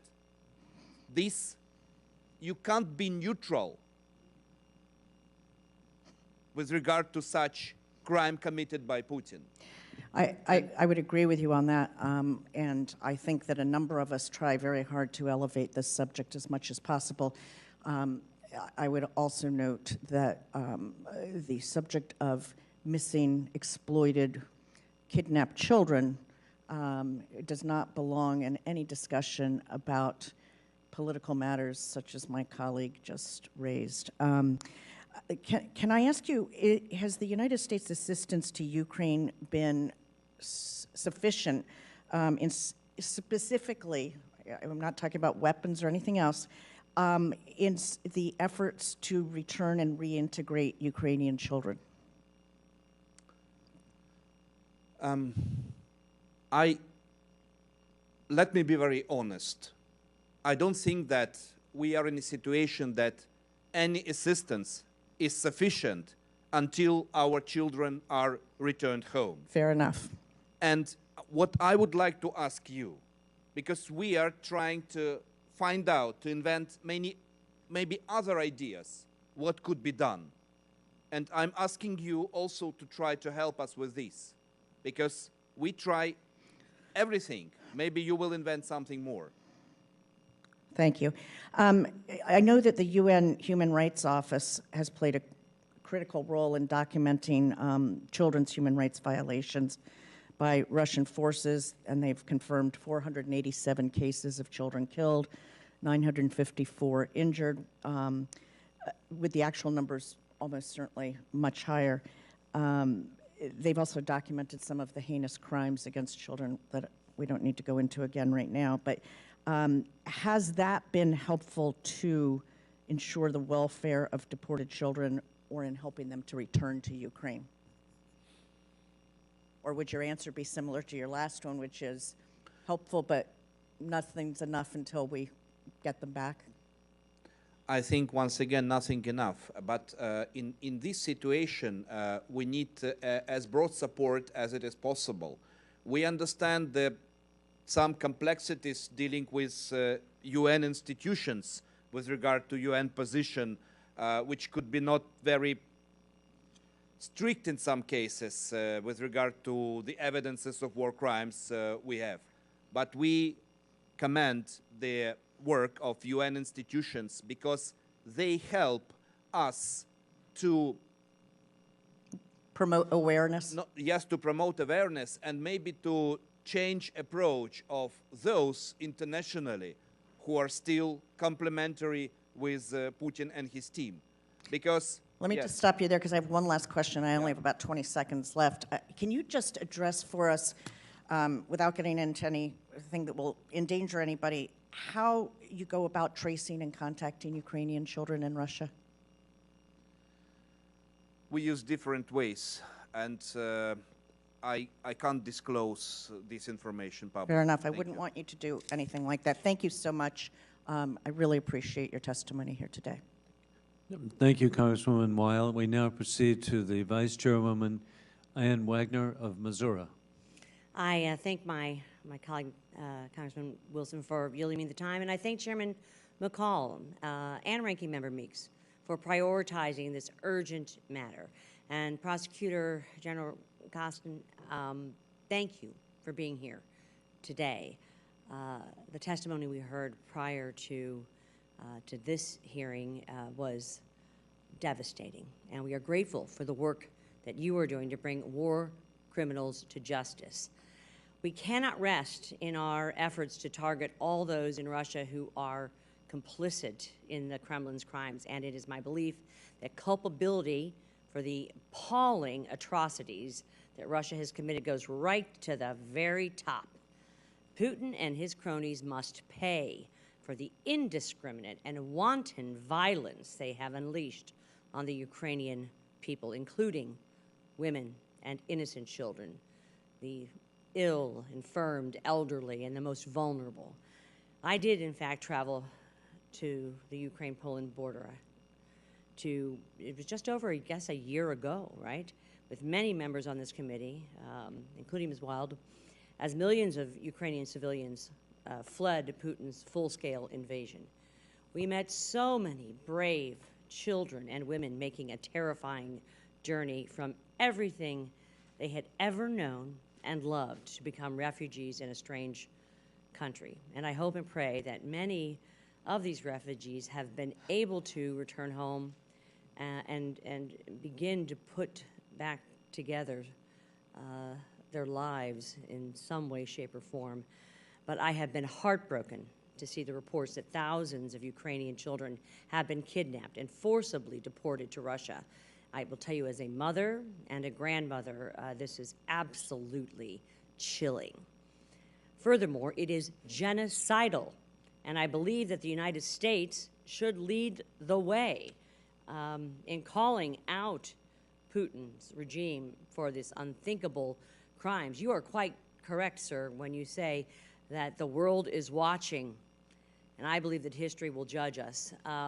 Prosecutor General Kostin, as you know, to constitute genocide, there must be a proven intent on the part of perpetrators to eliminate a national, ethnical, racial, or religious group. Can you provide clear examples of Russia's genocidal intent to destroy the Ukrainian people?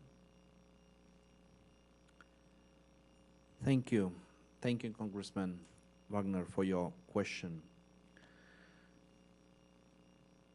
I don't want to read these quotes of Russians, but I will do it.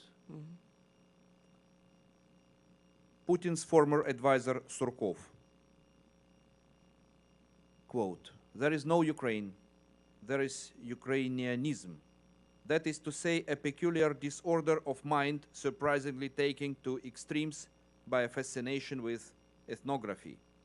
Such bloody local history, a mess instead of a state. There is Borsh, Bandera, Bandura, and there is no nation." Surkov was not only one of the advisors of Putin, he was also involved in negotiations in trilateral contact group, so-called Minsk Agreement, Normandic format, which were held starting from 2014 until. Have you presented this evidence to Secretary Blinken, and have you asked him to make a genocide determination? And if so, how did he respond? Not yet at the moment.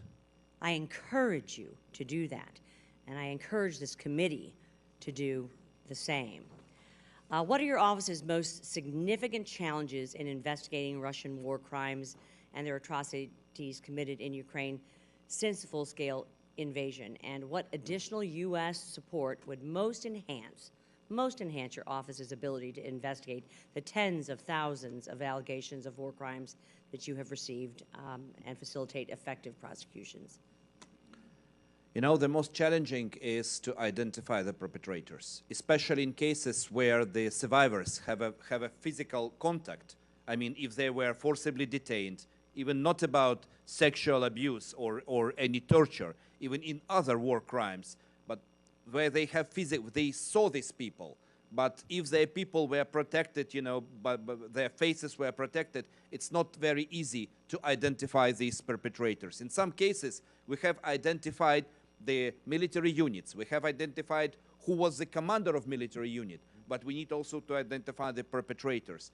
In other cases, like in intentional destroying or missile attacks against our critical civil infrastructure, right. Some of these attacks started thousands of kilometers far from our border by air forces of Russian Federation, because these missiles can fly thousands of kilometers.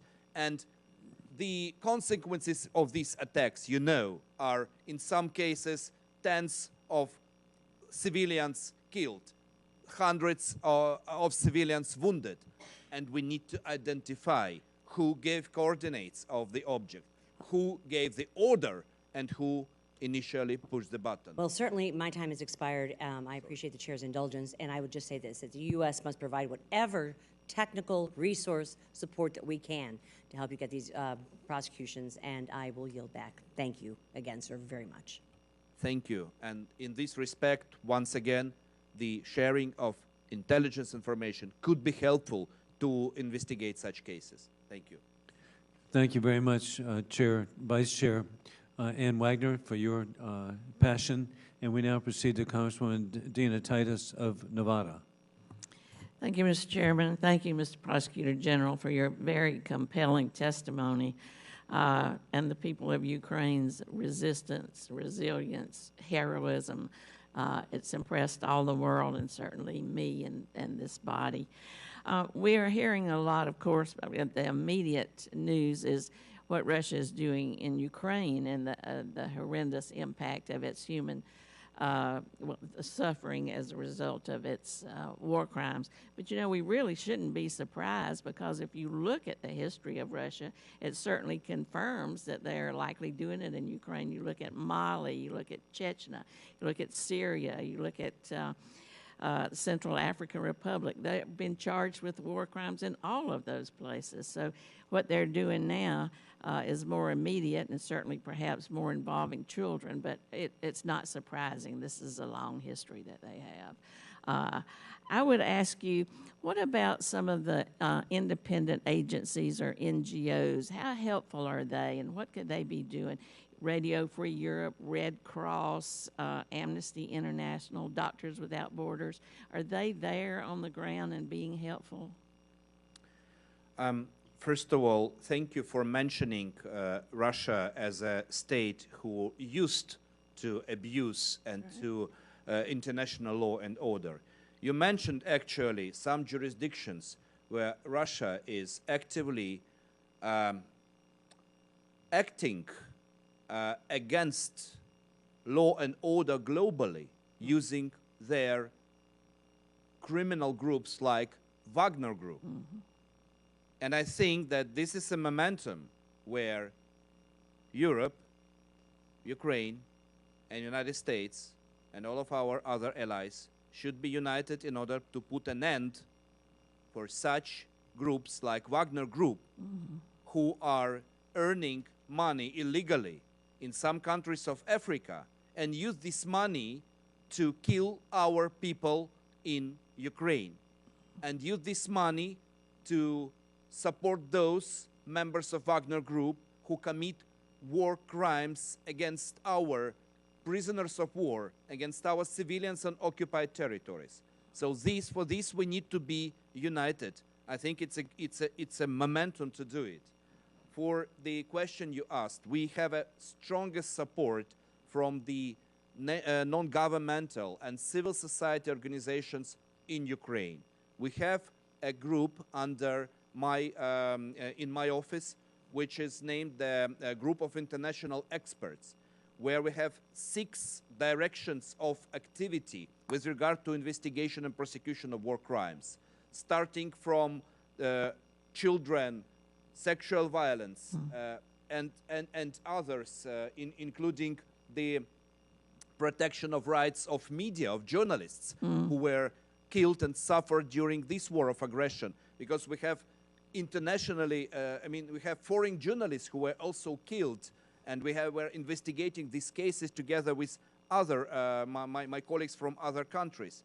But this group includes more than 40 NGOs and civil society organizations, and most of them are supported by grants from the United States and from European Union countries. And for this, makes it possible for them to help us in documenting and prosecuting war crimes, to help to deal with victims and survivors, especially from vulnerable groups. And this work is extremely important. We are communicating with them on a permanent basis. I have a special envoy in my office who is communicating with all our NGOs and civil society organizations. So we are united with them, and their support is very important.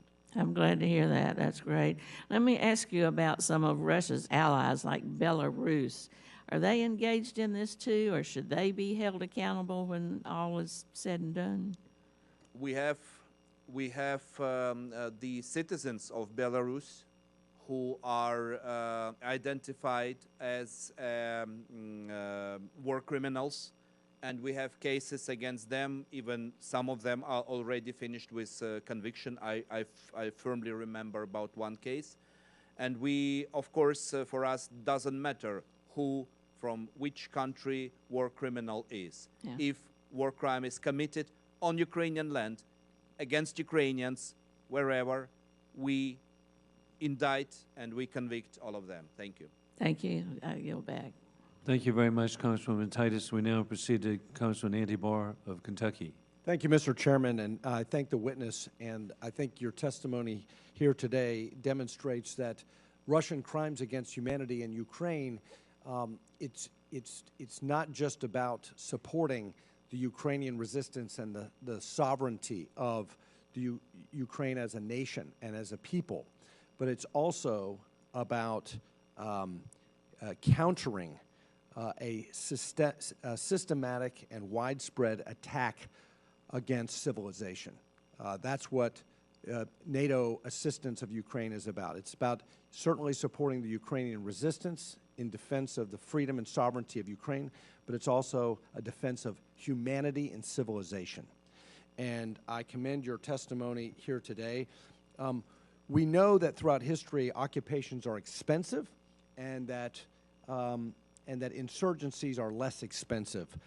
Can you talk about whether Russia is prepared for a long conflict, and whether Russia has the ability militarily and economically to support a long-term occupation of a population that will fight them? And what has been the reaction of supposedly ethnic Russian people in the face of these war crimes in Ukraine? Could you the last Repeat. part of your question? Yeah, so you mean Russian ethnic people who are citizens of Ukraine? Right. These supposedly Russian ethnic people, are they resisting? And does Russia have the capability of maintaining a long-term occupation of a population that is resistant to their occupation? You know, when we are talking about the group of people who are potentially the victim of the crime of genocide, we are talking about Ukrainians as a nation, and doesn't matter the ethnicity of Ukrainians we are talking about. So all Ukrainians, once again, doesn't matter who are they by ethnicity, they are struggling for Ukrainians' sovereignty, freedom, and to liberate our country. As you investigate Russian genocide, we know that the Chinese are supporting dual-use technology and sanctions evasion by Russia. China is also actively engaging in systematic genocide itself against the Uyghur people in Xinjiang. Are we seeing China transport any surveillance technology or methods that they're using against the Uyghurs to Moscow? I think it's a more relative question for our intelligence and for our military. From cases we have in my office, I have no information of such scale, but if you have such information and if you share with us, of course, we will start our check. Let me ask you about sanctions. Following the invasion of Ukraine in 2022, the United States sanctioned Vladimir Putin and Russian Foreign Minister Sergei Lavrov. Following the 2014 invasion of Crimea, sanctions were levied against 11 Russian State Security Council members. In your opinion, has U.S. sanctions effectively cut off individuals who are enabling and supporting these war crimes? And are there individuals that would be effective to sanction who the United States or the West has not yet sanctioned and who you believe are responsible for these war crimes? I think that it's extremely important to proceed with sanctioning Russians. And first of all, I would say Russian banks, Russian nuclear industry, because you all know that Russians' attacks on Ukrainian nuclear power stations, they raise risks globally, and they use it blackmailing practically the world, and the world should be strong in order to resist this blackmailing and sanctioning more on Russian nuclear industry. And I will add, if you allow, it's important. In cases of deportation of Ukrainian children, we have information about dozens or even hundreds of Russian officials, even of lower level, in the regions who were involved in this policy. And sanctioning them will also play deterring effect for the others, for Russian officials who should think before taking part in these war crimes. Please share with us the identity of those Russian officials so that we can share with Treasury and recommend sanctioning those individuals who forcibly separated children from their families. We will do it. Thank you. I yield. Thank you. And thank you very much, Congressman Barr. And we now proceed to Congressman Colin Allred of Texas. Well, thank you, Mr. Chairman, and thank you, Prosecutor General, for being here today and for your incredibly powerful testimony. We held 3 hearings on this topic in the last Congress, including one where you were a witness, but I am glad that we're holding another one today to make sure that the American people can hear again, and as many times as it takes, what Russia and Vladimir Putin is doing to Ukraine and the Ukrainian people. It bears repeating that your office has opened 80,000 investigations into war crimes. The Russians have caused 22,000 civilian casualties. At least 465 children have been killed by them. At least 120,000 civilian buildings have been destroyed in Ukraine. And far worse, as you've detailed today, a planned and systematic use of rape and torture of Ukrainians, the use of sexual violence against Ukrainian women, torture chambers, filmed beheadings, electric shock, severe beatings, forcing Ukrainians to listen to and sing pro-Russian songs, and maybe worst of all, the abduction of nearly 20,000 that we know of Ukrainian children, taken from their families, indoctrinated to erase their Ukrainian identity. I have constituents in Dallas, Texas. I ask them to think of their families. I have a 4-year-old son and a 2-year-old son. There is nothing that I would not do to get them back. And I know you feel the same way, and we support you in that. This, put simply, as many of us have said today, is genocide. So when I hear voices in this Congress or other leaders in this country question our support to Ukraine, I wonder if they've forgotten who we are. We're the United States of America. If we can do something to try and prevent this, to push back against this, then we should.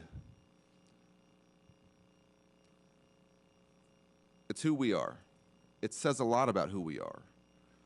And I want to, in addition to congratulating the Ukrainian people on your incredible bravery, the way and the skill with which you've used the aid that we've given you, also say that President Biden has done an incredible job putting together an international coalition that has allowed us to get to this point to where I know you will win. I look forward to celebrating your victory. I have a question that's maybe not directly in your area of expertise, but I wanted to ask it because I think it's important to be said here. What do you think the Russian people know about what is being done in their name in Ukraine?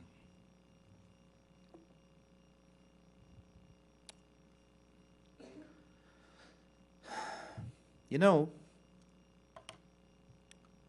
it's quite difficult to answer properly because no one of us know what is in their heads. You know, first week of full-scale invasion, millions of Ukrainians tried to reach their contacts in Russia, relatives, friends, colleagues, trying to reach them directly and saying, look, stop, what are you doing? And very few, very, very few, maybe a tip, smallest tip of the iceberg, of big iceberg, of these contacts were successful. Many of us were shocked because, you know, it were people with whom we communicated for tens of years. And then immediately these people just like changed the other side. So it's quite difficult for me to answer your question, but I will give you my personal suggestion that even members of Russian authorities have not proper information about what's going on on the battlefield. We knew this from the very first meetings at the end of February, when Russia asked for negotiations. And we said that, look, there are a lot of bodies of your servicemen. We are human beings. We are ready to return them back to you for their families to, and they said, you are lying. There couldn't be so many bodies as we mentioned to them. So this is very difficult to understand what is in their mind. But I think that maybe some of them are so deeply inside their propaganda, they're victims of their propaganda, that they even are afraid of hearing the truth. Yeah. But this time will come. The greatest tyrannies of the world, in the world history, fall down in one day. And this day will come, and these people will open their ears and will open their eyes to see the truth, to understand that they are also responsible because it was a policy of their country, and they need to take this responsibility. Thank you, sir. I yield back, Mr. Chairman. And thank you very much, Congressman Allred. We now proceed to Congressman Bill Huizinga of Michigan. Thank you, Prosecutor General, for being here. I'm going to make a statement, and then I have a couple of questions for you.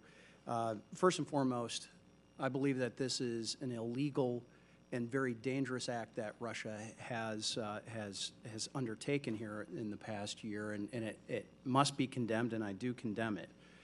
I do want to explore, though, and this is not a differentiation, but I want you to understand that despite some of what my colleagues are saying, not everybody is convinced of the progress that has been made in Ukraine. In fact, this is not a concern that is limited to the United States. You know this. Germany had held back, whether it would be in military or in other areas. People in Switzerland, people in France, people throughout Europe have had to explain to their voters and to their taxpayers where their money is going. That's not anything different than what we have to do here in the United States. In fact, I think it's incumbent upon us to be transparent and open and honest with our own taxpayers where billions of dollars of their hard-earned money is going. And I happen to believe that this is the right direction to go, but that doesn't mean we shouldn't stop explaining and should not stop being transparent about that. Last week, I happened to be in Switzerland and in Geneva. I met with the International Red Cross, the ICRC. I met with folks from the Human Rights Commission as well as for the Commission on Refugees, exploring what was going on, what has been the European response, what has been the U.S. response. Certainly, the relationship that the Poles have shown, Ukraine has been almost second to none, it seems, right, as they've been accepting refugees.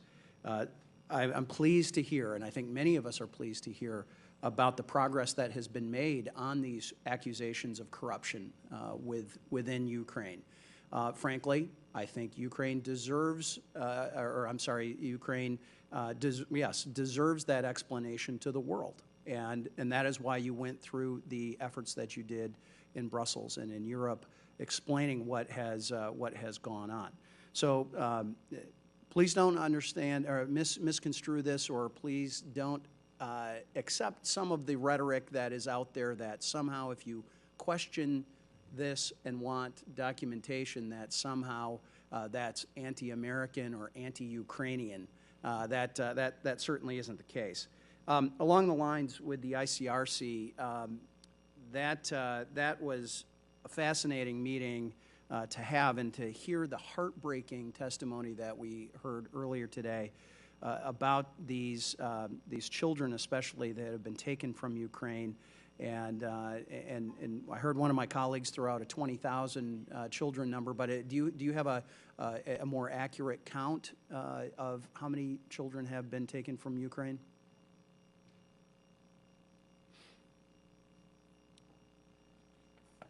The number is changing every day, so it's close to 20,000, of Okay. which only 361 returned home. Okay. And I fully understand why you don't want to go into the mechanisms and the methods of how you are reaching out. I'm wondering, though, are there international organizations like ICRC, which is responsible for connecting official POWs, prisoners of war, but are they involved, or are any other international NGOs involved with helping to try to make those connections? You know, they should be involved because it's their primary obligation. And we, as a governmental agencies, are in full contact with the ICRC. The only problem is the result. So we are in close contact with everyone. And the ICRC, as one of the organizations which is entitled to help in all humanitarian layers, all humanitarian dimensions for the people who suffered from war. Are there any others, Human Rights Commission or other yes, NGOs? Of course, all others, human rights commissions from the United Nations. What can we do to help bolster that request? I think that these organizations have a unique opportunity to talk and to meet Russians, Russian authorities, and they could raise their voice to Russian authorities as a matter of returning our children back. I think it could be a good start for them. And they have full opportunities to help us with this, and we are in contact with them. Great, and I know my time has expired. I just want to hear very briefly your commitment to make sure that ICRC and other organizations are being granted access to Russian POWs, much as you would rightly demand that ICRC and others are having access, constant access, not just periodic or one-time sort of access to Ukrainian POWs that might either be in eastern Ukraine or in Russia. We have sufficient legislation and sufficient procedures which enable ICRC to visit prisoners of war of Russia which are held in Ukrainian facilities. If I will know any problem, let them contact me and we will sort it out. I appreciate that, and I yield back. Thank you. Chair recognizes the gentleman from Minnesota, Mr. Phillips. Thank you, Mr. Chairman. Mr. Chairman, I'd like to ask the gentleman if he could allow me 20 seconds to respond at this time. The gentleman yield 20 seconds. Sure, I yield. Thank the gentleman for yielding. I just want to clear the air. This committee, and I apologize to the Prosecutor General, you weren't here in this committee 2 weeks ago when we had a hearing, but the rest of us were. It was clear. We had the Inspector General's reports and evidence from the State Department, from USAID, and from the Department of Defense, and a third party, Deloitte accounting firm, all looking at all the monies that were expended by American taxpayers. And that money was, their report was, it was spent with responsibility, full accountability, and there was no evidence to the contrary. I yield back to Mr. Phillips, and thank you. Thank you, and thank you, Mr. Chairman, for the recognition. I'm disgusted and I'm horrified. I've served in this institution for 4 years, and today changed me. Horrified and disgusted by what I saw on that screen, the video of the atrocities. Horrified and disgusted by listening to the most heartbreaking testimony I've ever heard by survivors of Vladimir Putin's war crimes. And frankly, horrified and disgusted that a colleague of ours on this esteemed committee would inject Hunter Biden in today's discussion. It's sickening, it's disrespectful. This is not about Hunter Biden, this is about Vladimir Putin, it's about genocide, it's about depravity, and it's about war crimes.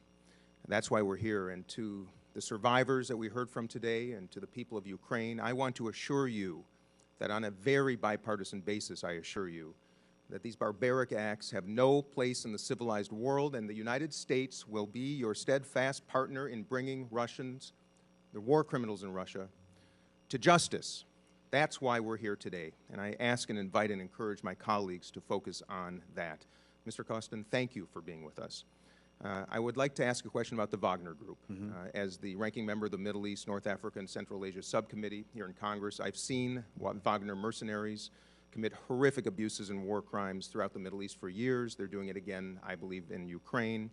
They're essentially agents of the Russian state, I think we'll all agree. So my question is, are their war crimes also an extension of the Russian government? Once again, I'm sorry, are there war crimes? Are there war crimes, Wagner war crimes, yes, extension of the Russian government policy? Ah, yeah, in your I estimation? understand. Thank you. Thank you for your words of support, and thank you for your questions.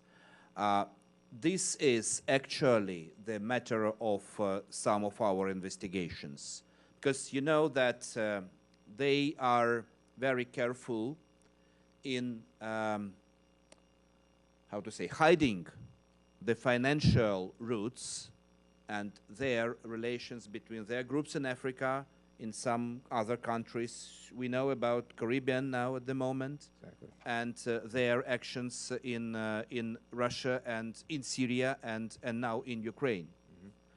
So for that, I asked for the very comprehensive and unified joint efforts in order, because we need to not only to fight against them, to put an end to their actions, but also to find evidences, enough evidences that they are the part of Russian governmental machine as one of its proxies.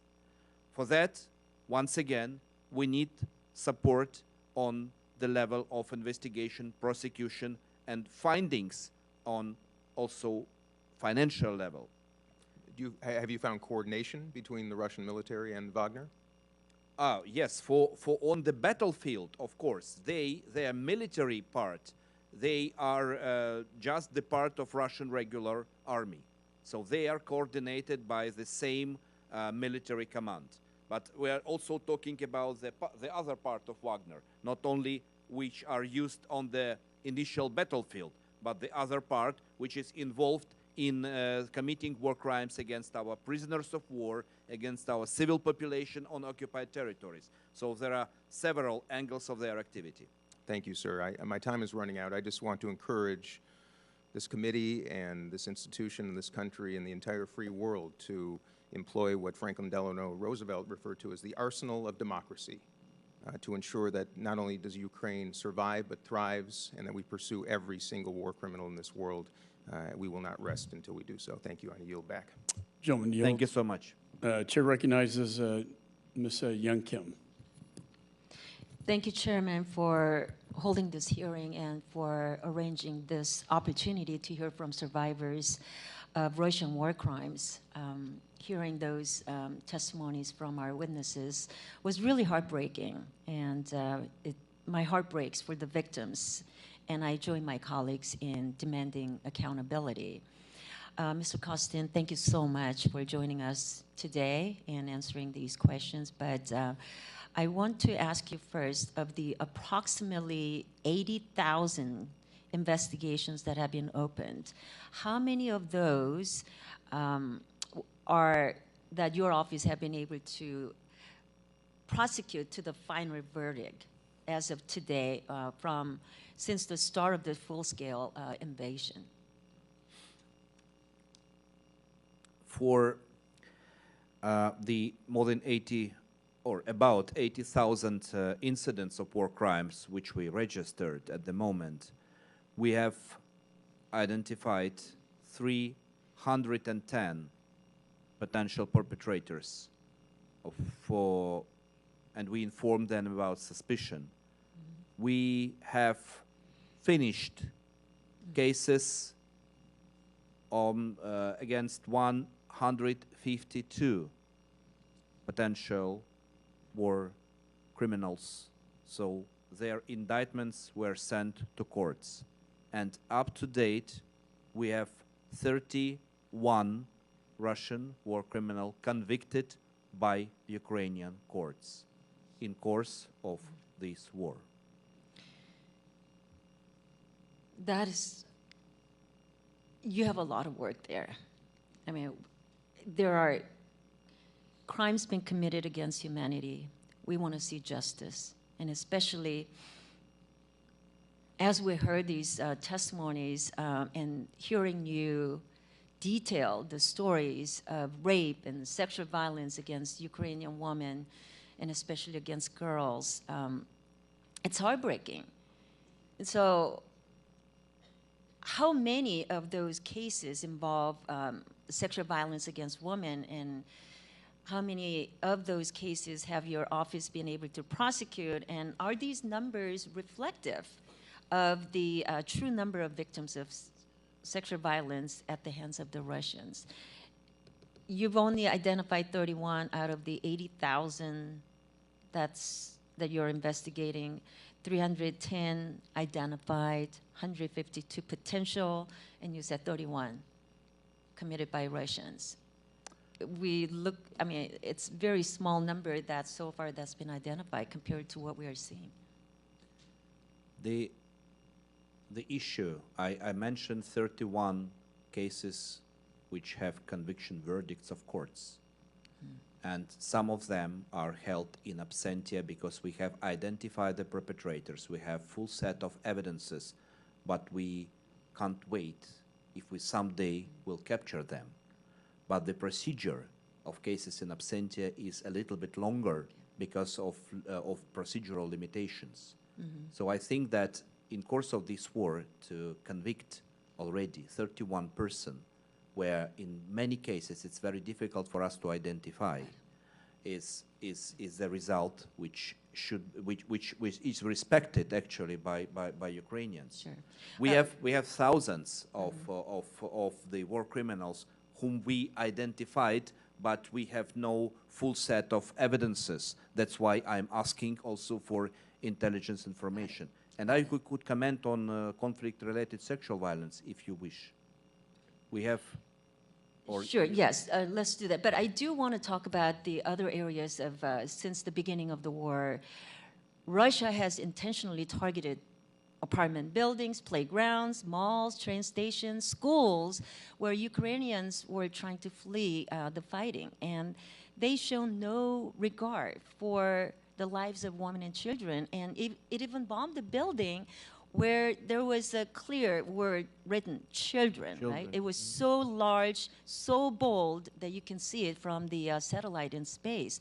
These are war crimes, plain and simple.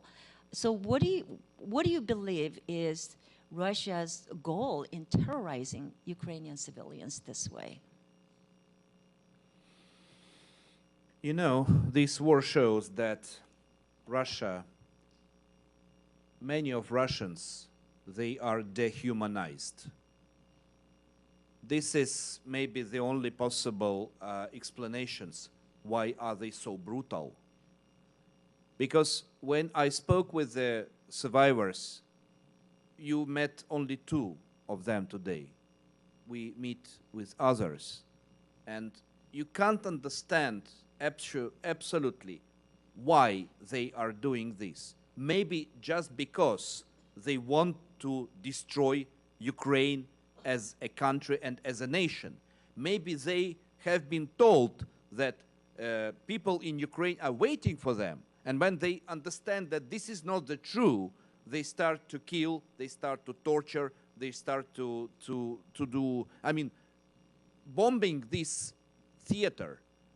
And this was a bomb you mentioned even from satellite, but this was bombing on a very low height, so that the pilot of this aircraft could see by his eyes that it's children, дети, and in Russian and in Ukrainian. So I heard, I suppose it was even written in Russian, дети, yes, by Russian letters. Yeah, so for me it's very difficult to understand why are they behaving like this. The only possible explanation is that they just want to erase Ukraine and Ukrainians from the land. because they're the same patterns, the same conduct, which we all saw in first months of war in Kiev region, in Bucha, Irpin, and others. And this was world known.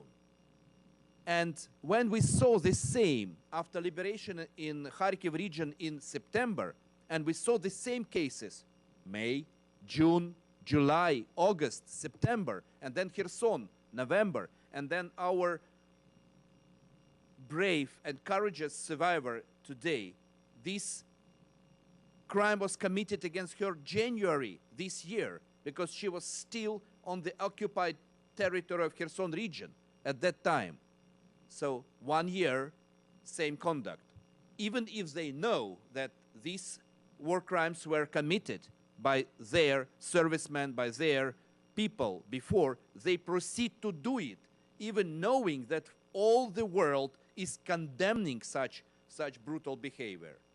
So maybe because they really want to kill all of us. It's just heartbreaking to hear this. Thank you so much. Thanks for being here. I know we went way over our time. I yield back. But it was well worth it. Chair now recognizes Ms. Sarah Jacobs. Thank you, Mr. Chairman. And Mr. Prosecutor General, thank you for being here and testifying, and thank you to you and your team for all your hard work. I know it's not easy to hear these stories day in and day out and to see all of this evidence, so we really do want to say thank you for everything that you and your team are doing, and please take that back to them. As all my colleagues have said, the war crimes we've heard about today and that we've read about in the news are horrifying and gut-wrenching. And, you know, we know there have already been over 22,000 civilian casualties and about 17.6 Ukrainians who are in need of humanitarian assistance. And we know that the war is still going on. And as everyone here has said today, accountability and justice is so incredibly important. That's why I'm supportive of the ICC investigation into the war crimes that are happening. And actually, last Congress, I introduced and was able to get legislation passed that allows the U.S. to provide support to that ICC investigation. But we know that support hasn't happened yet. And I was wondering if you could talk to the importance of the ICC investigation and why international support, and especially U.S. support, is so important. Thank you for this question. You know, once again, when I met first time with Karim Khan, it was just few weeks upon my appointment. It was in August or beginning of September. And when we talk about our cooperation, I understand that he is very committed. I understand that his team is very strong.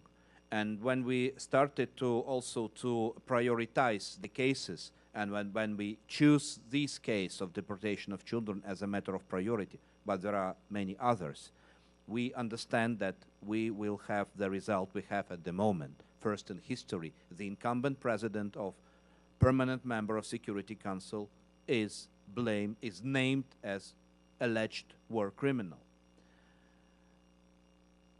I understand how is important this support, because the level of attention, the level of awareness to war crimes which are prosecuted by the prosecutor of the International Criminal Court is much higher than what for some cases which are prosecuted by us on the national level.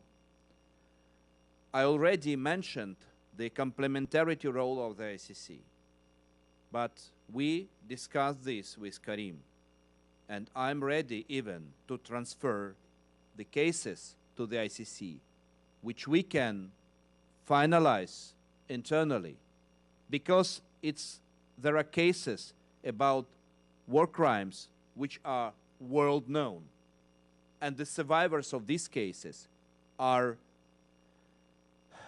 from my point of view, should receive their matter of justice even on international level. And we will fully cooperate with the team of Karim Khan. We even declared, or publicly announced, that we create task forces for specific war crimes which could be later transferred to the ICC.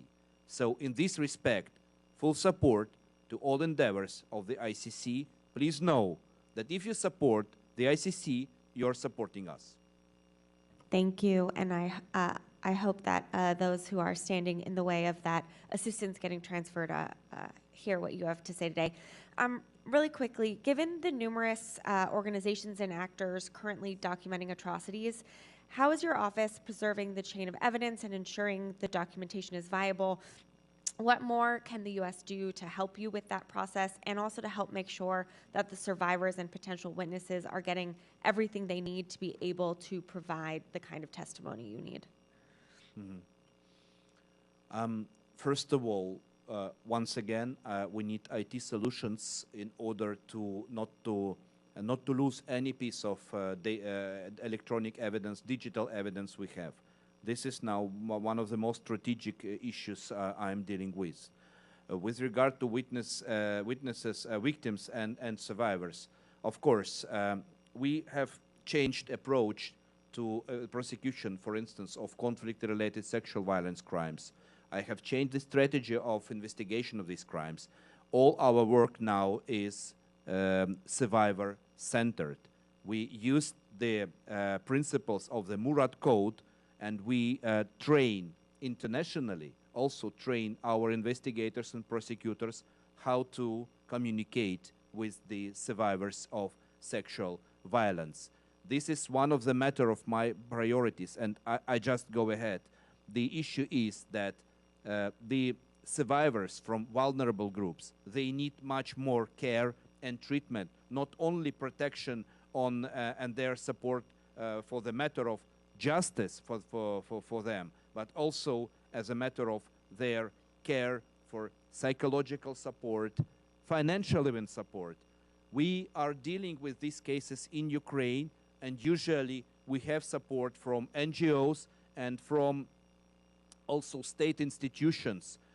Some of these projects are supported by the First Lady, who is personally dealing with shelters for the victims and survivors of the sexual violence crimes. So we have a system, but even if in some case we will need and we will think that it will be important for these victims and survivors to feel even safer than they are, maybe transferring them to the other countries would be a proper help for them. Got you. Well, thank you again for all of your work, and Mr. Chairman, I yield back. Generally yields back. Chair recognizes Ms. Kathy Manning. Thank you, Mr. Chairman. I want to thank the brave victims for sharing their heartbreaking stories, and I want to thank you, Prosecutor General Kostin, for the extraordinary work that you're doing. Yesterday, people around the world observed Yom HaShoah, Holocaust Memorial Day, a day to remember and honor the victims of the most well-organized, efficient, and effective genocide in history, and to repeat the vow, never again. And yet, we sit here today and hear about horrific atrocities that are being inflicted on innocent people, on children, by another tyrant, and ordinary men who have become monsters under his direction. We cannot sit idly by. We must reiterate the vow, never again, and we must make sure the world knows about these ungodly atrocities, and we must hold the perpetrators accountable. Mr. Kostin, thank you for the difficult work you are doing to try to hold these people accountable. We know that the ICC has indicted Vladimir Putin, as well as Maria Lvova-Belova, Russia's Commissioner for Children's Rights, for overseeing the horrific abduction and forced adoption of hundreds of thousands of Ukrainian children. It is unthinkable. As a mother, I can barely stand to hear what has been going on. So, which other leading Russian military officials or others do you think should be included on this list? Thank you for your words of support, and thank you for your question. We are investigating cases against many Russian officials of all of the levels. And of course, we are not only investigating and prosecuting cases related to deportation of children together in coordination with the ICC. There are a lot of other cases. I can't tell you at the moment the names, but for some cases we already reached the commanders of very high level who orchestrated the atrocities committed in Kyiv region, cities like Bucha, who orchestrated and who commanded the missile attacks against civil buildings, multi-storied residential buildings, which caused more than 100 civilians killed in 3 cases. Because we found that these 3 attacks, which were held in Dnipro, the Vinnytsia, Sergeyevka, which is near Odessa, and the M-Store Mall in Kremenchuk, where people were inside the mall at that time, they used the very quite rare type of missile, which is in possession of only one military unit in Russia. And we informed on suspicion the commander of this unit of very high level. So we are going ahead and we are moving. And in this respect, in order to establish the command chain, we extremely need more intelligence information to be used for our cases. Thank you. And we think it's important that everyone who has been part of committing these atrocities be held accountable. Following orders should not be an excuse, and we need to make sure that all of these people are held accountable, and thank you for your work in pursuing that. Mr. Kostin, last June, Attorney General Merrick Garland appointed Eli Rosenbaum, who is well known for tracking down and prosecuting World War II Nazi cases, as head of the new DOJ War Crimes Accountability Team in Ukraine. Can you talk about his cooperation with your office and whether there is precedent for prosecuting those responsible for Russia's unprovoked invasion for the crime of aggression? I'm really grateful for Eli and his team for work they're doing. I would say that my colleagues are in daily contact with Eli and his team. And the experienced professionals from Eli team not only help us with advice, we are also dealing with specific investigation of specific war crimes, not only in relation to Ukrainians, but also against the citizens of the United States. So we are in very close cooperation, and I'm really grateful for Eli and his team for this level of support. Thank you again for all of your extraordinary hard work. We are so appreciative. My time has expired. I yield back. Julie yields back. Chair recognizes Mr. Mills. Thank you, Mr. Chairman. Thank you for your time. I know it's been a very long day. I would like to just kind of ask a few things, if I may, which is, would a decision by the United States to designate the Wagner Group a foreign terrorist organization assist your efforts to hold accountable its members who have committed atrocities in Ukraine and support your efforts? I think I fully support this idea. I have already mentioned this in my address. I think it's not only about holding them accountable for war crimes committed, it's also about to prevent the other potential war crimes which could be committed not only in Ukraine but worldwide. This designation of Wagner Group as an international terrorist organization could help all of us to stop the activity of this organization, which raise a lot of risks not only to Ukraine, but also to many other countries of the civilized world.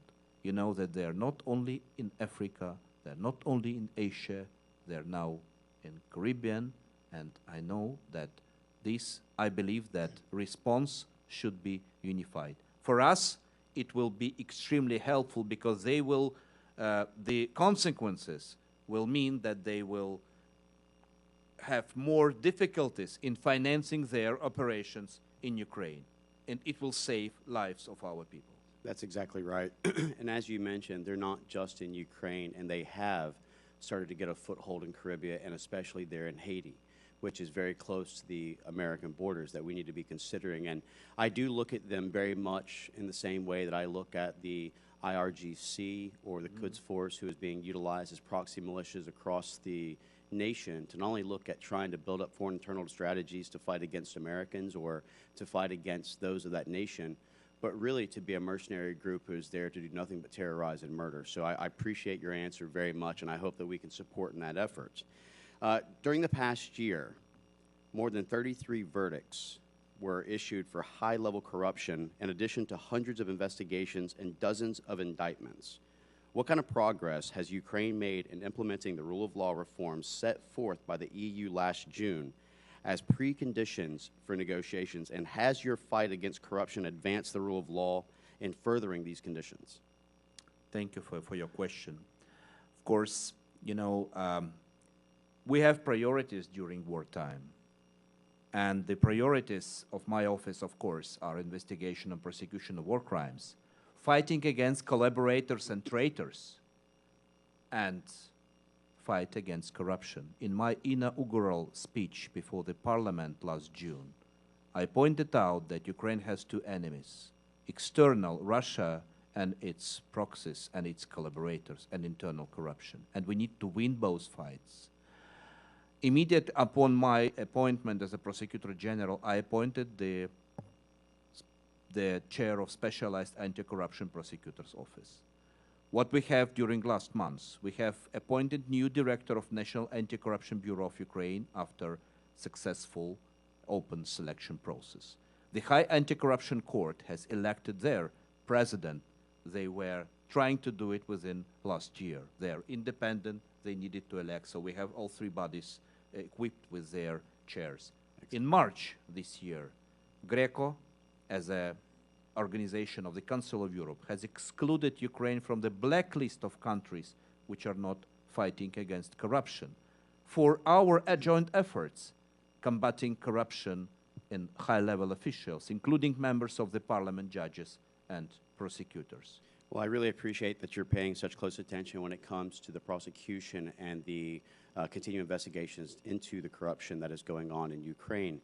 I want to follow up with this, noting that one of your predecessors, the Prosecutor General, was removed when he was investigating a company that is well known called Burisma.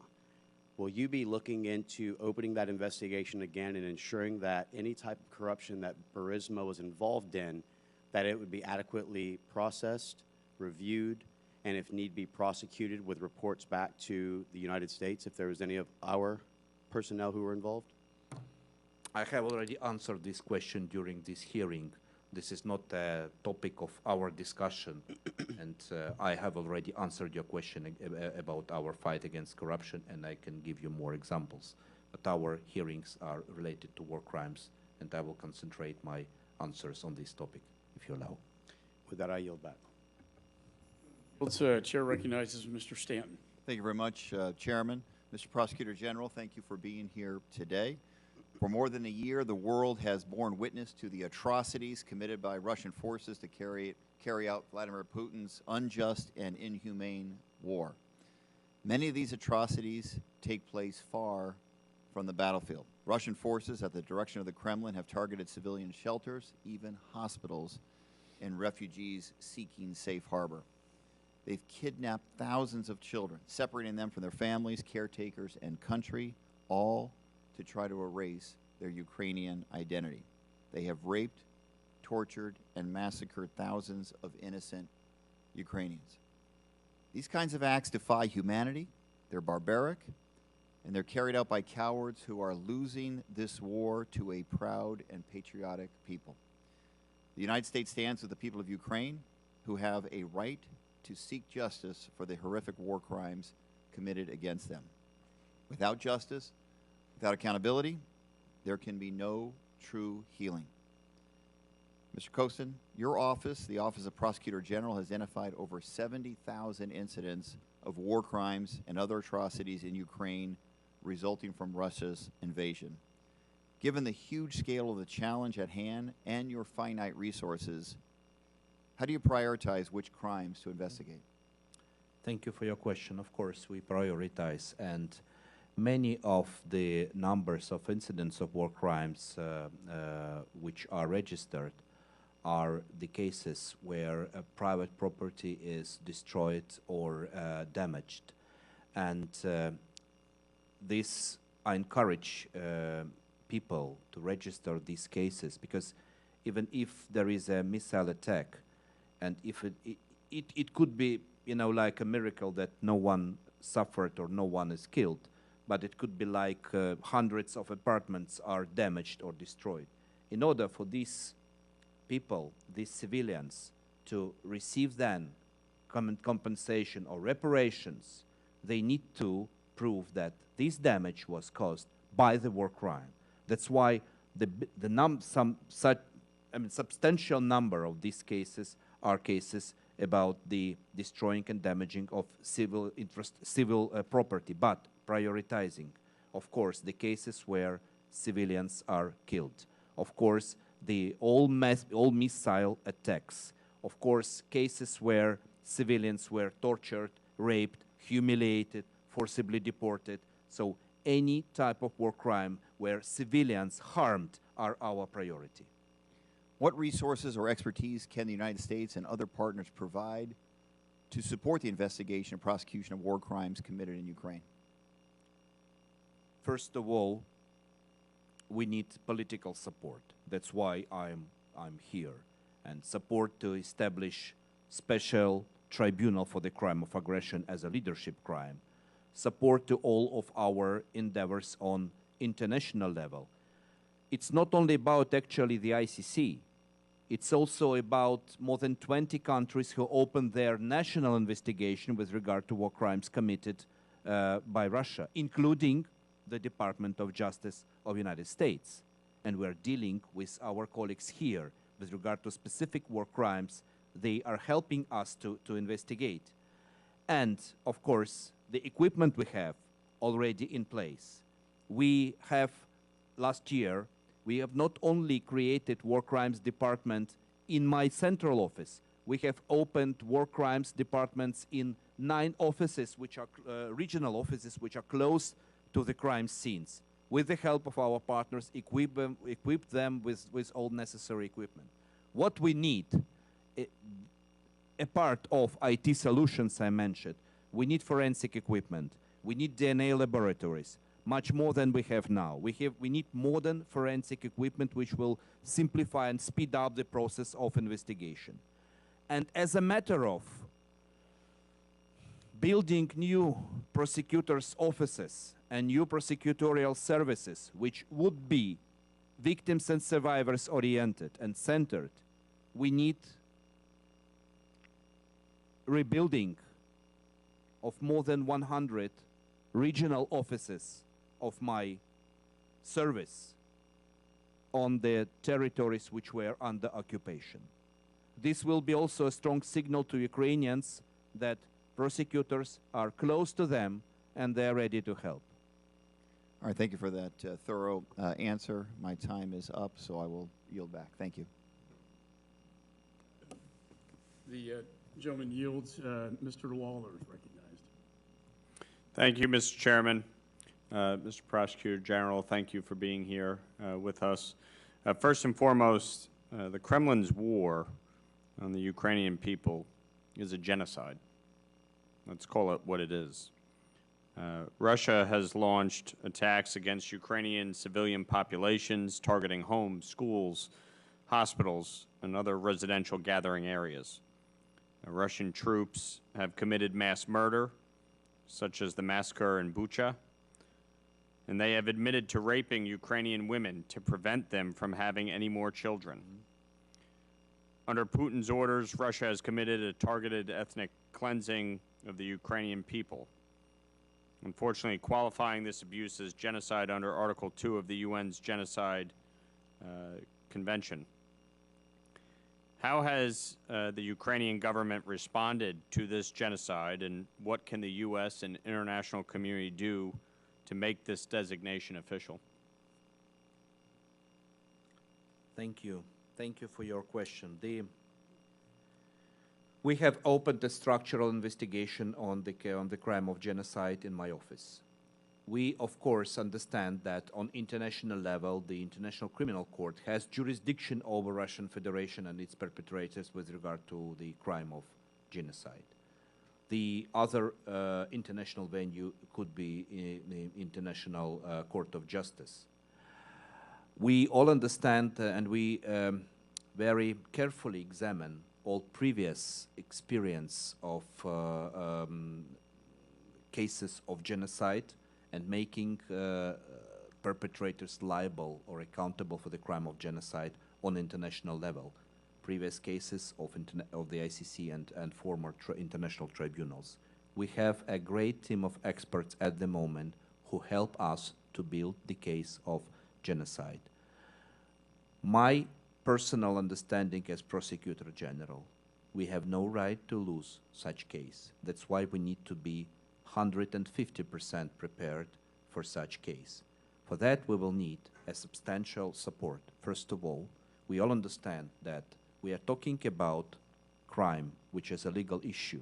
We are talking about evidences, which is the legal issue, and you can help us with collecting these evidences, and your experts are working with us, and there will be more with the support of your agencies. What we will need is political support, because for many lawyers, it's important to feel that they are not alone, that they are backed by politicians, not only by their words, but their words backed with the arguments, some of them you have already mentioned. So political support on the level of parliaments is extremely important. Political support dealing with international organizations like UN commissions, like others, in order to send a signal that the crimes committed by Russians, by Russian officials against Ukrainians have the element of genocide. I absolutely agree with you. This is a genocide. Even the case of forced deportation of Ukrainian children and their adoption in Russia is the genocide in its nature. But we need to be more prepared, and the political support is extremely important in this case. I appreciate your answer. The Independent International Commission of Inquiry established by the UN to examine the conduct of Russia's war in Ukraine found that Russian troops committed atrocities against Ukrainian children, including rape, torture, and unlawful confinement and abductions.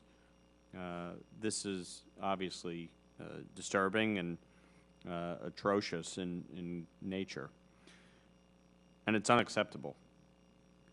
Almost equally disturbing is Russia's forced deportation of tens of thousands of Ukrainian children into Russia. Obviously, we've talked about that throughout this hearing. What is it that you would like the international community to do to assist you in your efforts on that? I would support the procedure of the work of UN commissions, including the Commission for Inquiry, and if they will also concentrate on the cases of genocide, because they have such experience which could be useful and important for our investigations. And Okay, thank you. Unfortunately, my time has expired. I yield back. Gentleman yields back. Ms. Madeline Dean is recognized. Thank you, Mr. Chairman. Thank you, Chairman McCall, Ranking Member Meeks, for holding this hearing. And thank you, Prosecutor General Kostin, for your testimony, for the powerful testimony of the victims whose voices were lifted here earlier this morning. More importantly, thank you for your work and the work of all of your team. We are with you. The United States is with you.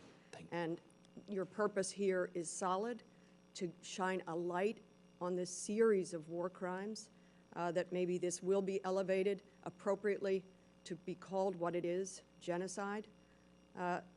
We have to, we must be with you.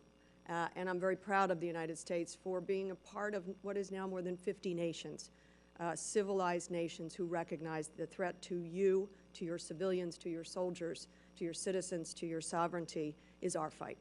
It is our fight. We use an expression here, Prosecutor General, called "I associate myself" with the words of my colleagues. So I associate myself particularly with the powerful opening words of both the ranking member and the chair. I do not associate myself with some of the lines of question that had nothing whatsoever to do with war crimes that you are telling us about, that you are illuminating, unspeakable, soul-crushing crimes. I do not associate myself with those who come in for a political stunt, clearly didn't hear the testimony, and leave the room. Having said that, I don't want to force you to repeat things, but maybe, I know I was running to a vote and I heard that you were talking about survivor-centered approach. Could you tell us a little bit more? I'm particularly thinking about the children, the 361 who have been brought home.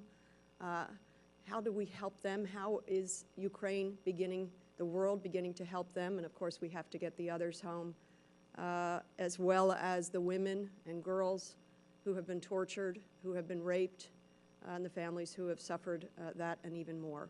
What is a survivor-centered approach? Thank you for your question, and thank you for your words of support.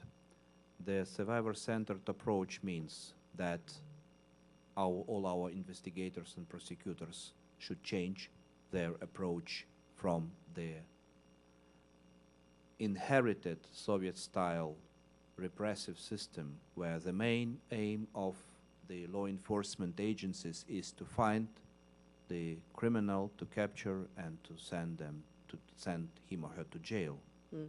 Whereas the interests of the victims and survivors were, in many cases, somewhere aside. And starting from sometimes, people just start to forget about them. But we understand that the victims of this war and the stories you heard today, the video which has been shown today, it really opened hearts of any human being in order to help, to support, to assist, to protect them. And this is a unique moment, not only for the survivors of war crimes, but at large to all Ukrainians, that in peacetime after the war, and maybe even in course of war, the victims and survivors of all crimes should feel that if their rights are breached, that their interests will be in center of attention of the government, namely law enforcement agencies and prosecutors. That's why during my last visit in January, I have a meeting, one of the meetings with the team of Mary Garland in Department of Justice, and they introduced me their approach to victims and survivors. And I immediately took this, brought this back home, and we now have already a concept note on coordinating our communication with victims and survivors. As a pilot project, we will use this approach vis-à-vis victims and survivors of war crimes. But my idea is to extend it to all victims and survivors of all crimes, to change the philosophy of criminal justice of Ukraine for the sake of Ukrainian people.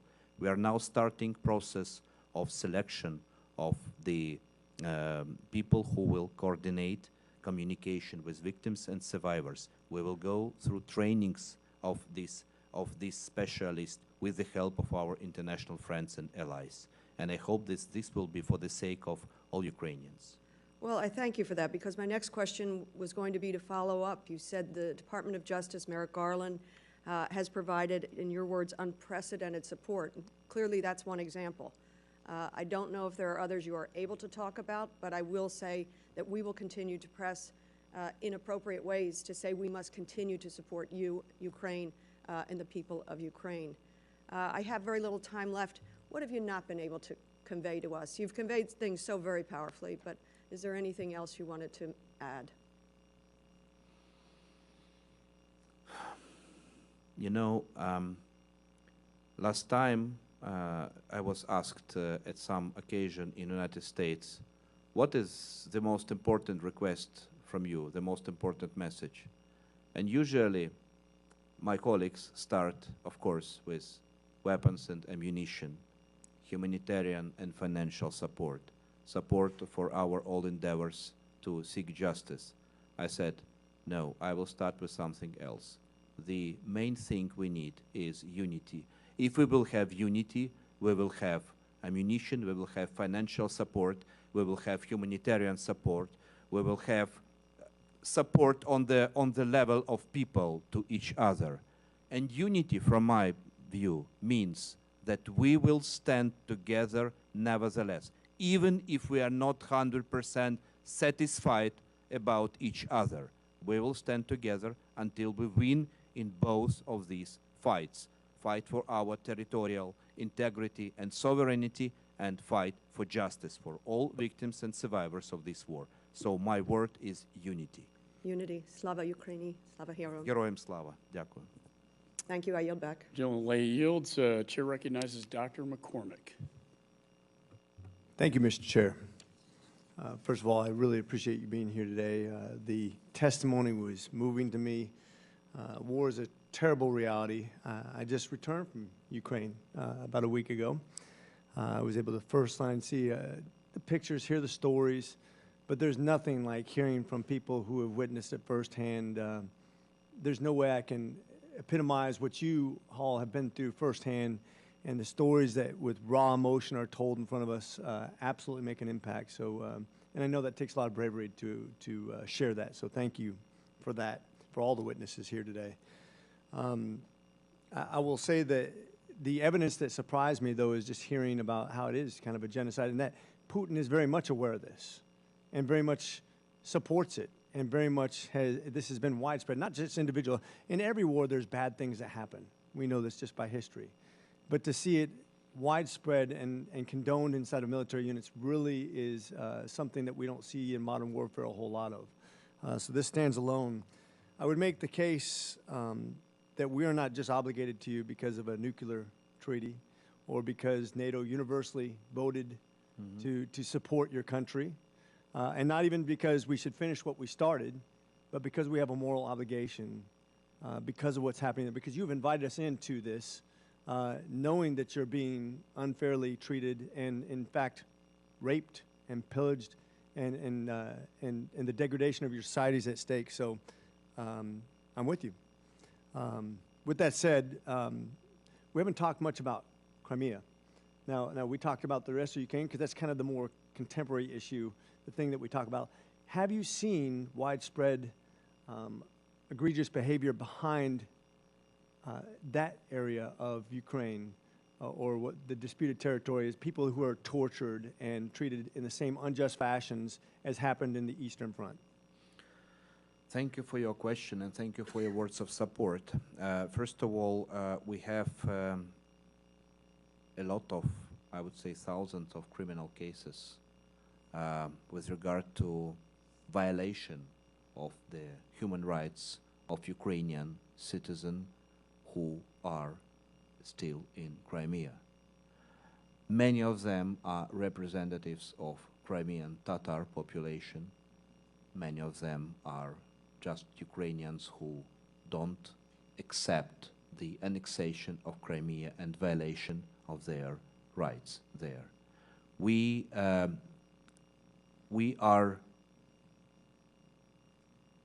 doing this starting from 2014. And we have, once again, a lot of cases, and it's quite important maybe to note that the quantity of these cases start to rise during last year. So it means that Russian authorities, occupation authorities of Crimea, they also feel probably that the resistance inside the population of Crimea start to raise up. Maybe because our people who are awaiting return and reintegration, reunification of Crimea with Ukraine and liberation actually of Crimea from Russian occupation forces, maybe they start to feel that this liberation is close. Okay, thank you. A following question, it's obvious that Iran is involved in this now, and that they're supplying drones to Russia with significant harm to the civilian population as well. As a matter of fact, I know they targeted power. I know they targeted things that support the civilians and actually directly injured civilians. What is the real impact, do you think, of players outside of Russia who are supporting Russia and their impact on things that are terrifying to the civilian populace of Ukraine? I would say it's direct linkage, because my belief is that without this number of drones which Russia received from Iran, they couldn't execute so massive attacks on critical civil infrastructure from autumn through all winter, trying to terrorize Ukrainian population throughout the country, very far from the active battlefield, to terrorize it, to starve and to freeze. So unfortunately, the impact is direct, and the Iranian drones really caused a lot of damage to Ukraine. Now, with more air defense system, we see that our air defense is more efficient. The last case, which was like yesterday, Odessa, my native city. So our reports was that from 12 drones, 10 were shot. Yes, so this is a good statistics, but on the other side, 2 were hit. So I think that it's important on international level to stop this potential supply. And there is also another angle of this drones history. They are so simple in production. They are so cheap that they should be in center of attention of all of the countries in order not to be used, for instance, for terrorist attacks. Thank you. I'm out of time, but be strong. Slava Ukraine. Героям слава. Дякую. Gentleman yields. Chair recognizes Mr. Crow. Thank you, Mr. Chairman. And Prosecutor General, thank you for your testimony today. You have outlined a series of just shocking crimes against humanity, against the Ukrainian people. The kidnapping of tens of thousands of Ukrainian children and their indoctrination in prison camps, the rape and torture of women, the targeting of electrical and water infrastructure to starve and to freeze the Ukrainian people, the use of torture of prisoners, mass executions of civilians, and on and on. These are war crimes. They are genocide. I join my colleagues in calling it what it is. And as several of my colleagues have said, that this is not just a battle for democracy and Ukrainian freedom, but this is a battle for humanity. Right? The question that must be answered here is, what will we allow humans to do to each other? And what will we allow the tyrant that is Vladimir Putin to get away with? The answer must be we won't allow him to get away with any of it. That must be the answer. There's no other alternative here, and I join you and the Ukrainian people and my colleagues in figuring out how we do that. Vladimir Putin has made a big mistake, though. He has underestimated the will of the Ukrainian people because he will not ever break that will. We know that. I have seen that firsthand from my friends in Ukraine.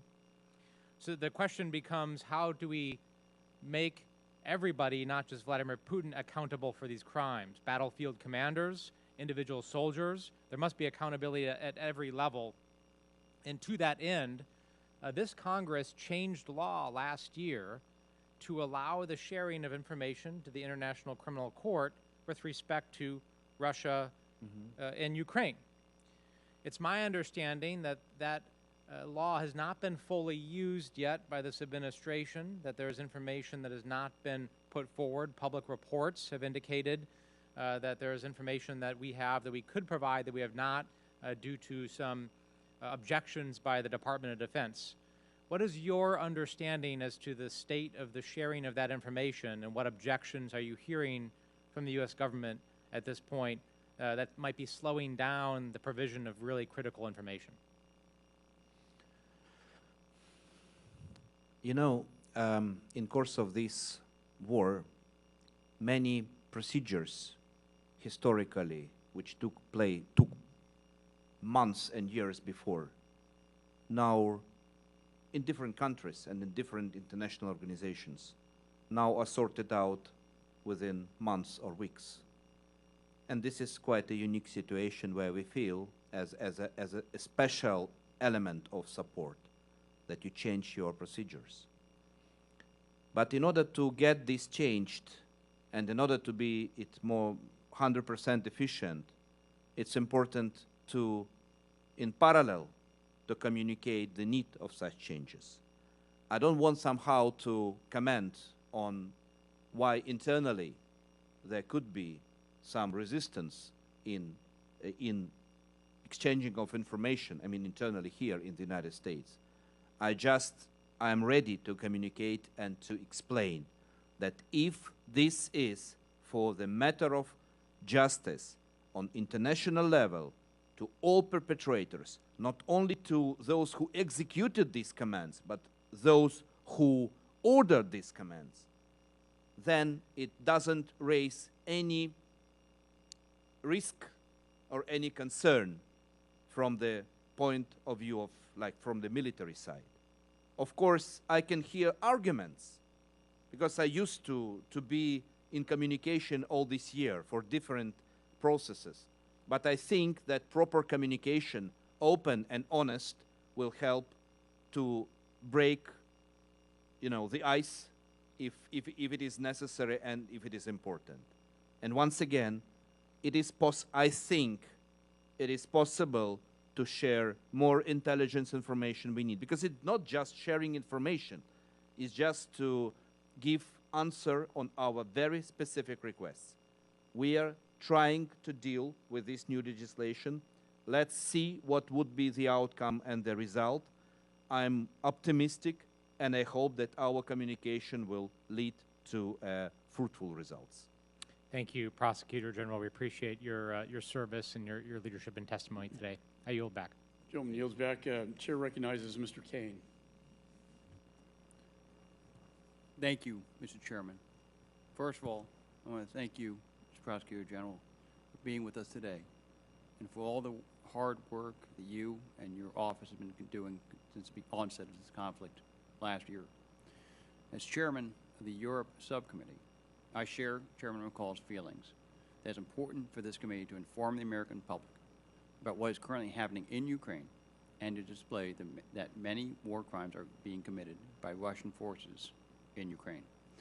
It's important for the American people to know what's being committed by Putin's forces in Ukraine, and that Europe bear witness to the atrocities that have not been seen since the Second World War. It is now more important than ever to see the evidence of the attempted genocide of the Ukrainian people. To follow up on an earlier question on the setting of a special international tribunal, Obviously, that would, regarding aggression, that would obviously have to go before the UN General Assembly. And has your government reached out to any of the people within the UN and other countries to build support for such a tribunal? Thank you. Thank you for your support and thank you for your question. First of all, the core group of countries who support the creation of special tribunal is expanding, and the newcomer is Costa Rica, which is important. It's country from the Latin America, and we are in constant communication with the members of the United Nations in order to get more support for establishment of special tribunal.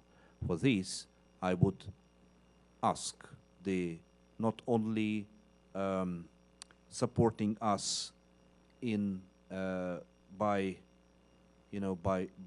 words, but also maybe to share the work with the countries of concern who are still not ready to fix their position on the side of international tribunal, so that our friends and allies who are ready to help us in establishing a special tribunal will also deal with some countries where you historically or have more communication opportunities or capabilities. This will be very helpful. Okay, thank you for that. In 2014, Russian forces invaded Ukraine's sovereign territory for the first time in the Donbas and the Crimea. And they have illegally occupied those areas ever since. During the initial invasion and the 9 years since then, have the Russian forces and their proxies committed systemic war crimes in those regions? Yes, we have actually our war crimes investigation or war crimes prosecution department of the Office of Prosecutor General was created before. So now we just extend its capabilities because of the number of war crimes committed. But the war crimes which we see now, many of them were committed before on the territory of occupied Donbas and in Crimea. That was my sense, and thank you for your leadership. I yield back my time. Thank you. Gentleman yields back. Chair recognizes Mr. Davidson. Thank you, Chairman. I appreciate your testimony, and I think it helps the American people understand the kind of visceral reaction to this war. The fundamental, I guess, principle for human nature is don't hurt people and don't take their stuff. And if people could just live by that, we would barely even need a government. But since we can't, of course, we've all got them. And as America watched and saw that Russia invaded Ukraine, we know who's hurting people, and you can't get more egregious than taking the whole country. They're taking your stuff, and frankly, they're taking a lot of dignity from people. So thanks for making that real. And of course, we've created this structure called the International Criminal Court to kind of get at the idea that certain things ought to be off limits. Do you believe that every country ought to be subject to the International Criminal Court? Once again, I'm sorry, do you believe? Do you believe every country ought to be subject to the rules and principles behind the International Criminal Court? I think, that it's a sovereign right of any country to take such a decision. We understand that the idea of the International Criminal Court is based on the procedures which were first used at Nuremberg trials. So the ICC is something like a result of Nuremberg trials. The idea of the ICC, so the need of the International Criminal Court, is to step in where national government, national authorities are unwilling or unable to prosecute crimes, especially war crimes. Right. And so, if you look, obviously Russia is not willing to prosecute war crimes. Are any of your neighbors providing sanctuary to people that you consider war criminals? We have such information. I don't think that it happens on a massive scale. The problem we have that we can't use, for instance, Interpol for the matter of arresting of the alleged war criminals who committed war crimes, because for their practice says that this is treated like a political crimes, which is not the case in our situation. And but I don't think that there is a massive situation with countries who are giving sanctuary to alleged war criminals. Okay, so that's encouraging because there are some neighboring countries that are at least providing material aid to Russia rather than to Ukraine. What countries you mean which provide material aid to Russia than to Ukraine? Am I wrong about Belarus? Belarus is Belarus is used by Russia as a matter of place from which they attack Ukraine or use it for their aviation and many other elements of their war. Iran is supplying weapons to Russia. I don't think that. But you don't think it's a local issue. You think everybody's. It's not a local issue, of course. This war is a global war, and some countries are on the Russian side. Some countries are actually trying to hide that they are potentially supporting Russia, and if that being known, some of them are changing their attitude. Yeah, and this is important. Yeah. Okay. So that's basically what I was trying to get at. And so when you look at the support that you've built for Ukraine. Thanks for fighting courageously against an invasion. The American people were ready to go. I mean, really, from America's perspective, kind of like ready, fire, aim, because normally when we get involved, we set a mission first. When you look at the principle behind these war crimes, how do we get to the point where we actually enforce them in a way where people really can? What it took to get the Nuremberg trials was unconditional surrender for Germany. So do you think that's the end state, unconditional surrender for Russia? Isn't that what it's going to take to hold all of the people accountable for these war crimes? I used to answer this question many times. My answer is the following. We as lawyers, it's our obligation to prepare everything, to create the case, to establish the court when it is necessary, to prepare to collect the evidences, to make everything possible in case any war criminal could be captured, for him to be held in custody, prosecuted, tried, and convicted. And it's not our aim, or we have no time to think about whether something happened in the future or not. We don't know what will be tomorrow. We, as I mentioned before today, even great tyrannies, which were great in their capabilities, can fall into one day. The experts who help us now, who were prosecutors in first tribunals in cases of war crimes committed on territory of former Yugoslavia, many of them told me, we never imagined when we started that work that, for instance, Milosevic and Karadzic would be in the dock. But they did document it. And I wish I had more time. We have a little more generous buffer in this committee than some, so thank you, Chairman, for your indulgence to get to the answer. I actually have some other questions in writing for how the United States has been able to cooperate and be supportive. You've unearthed a number of those in dialogue.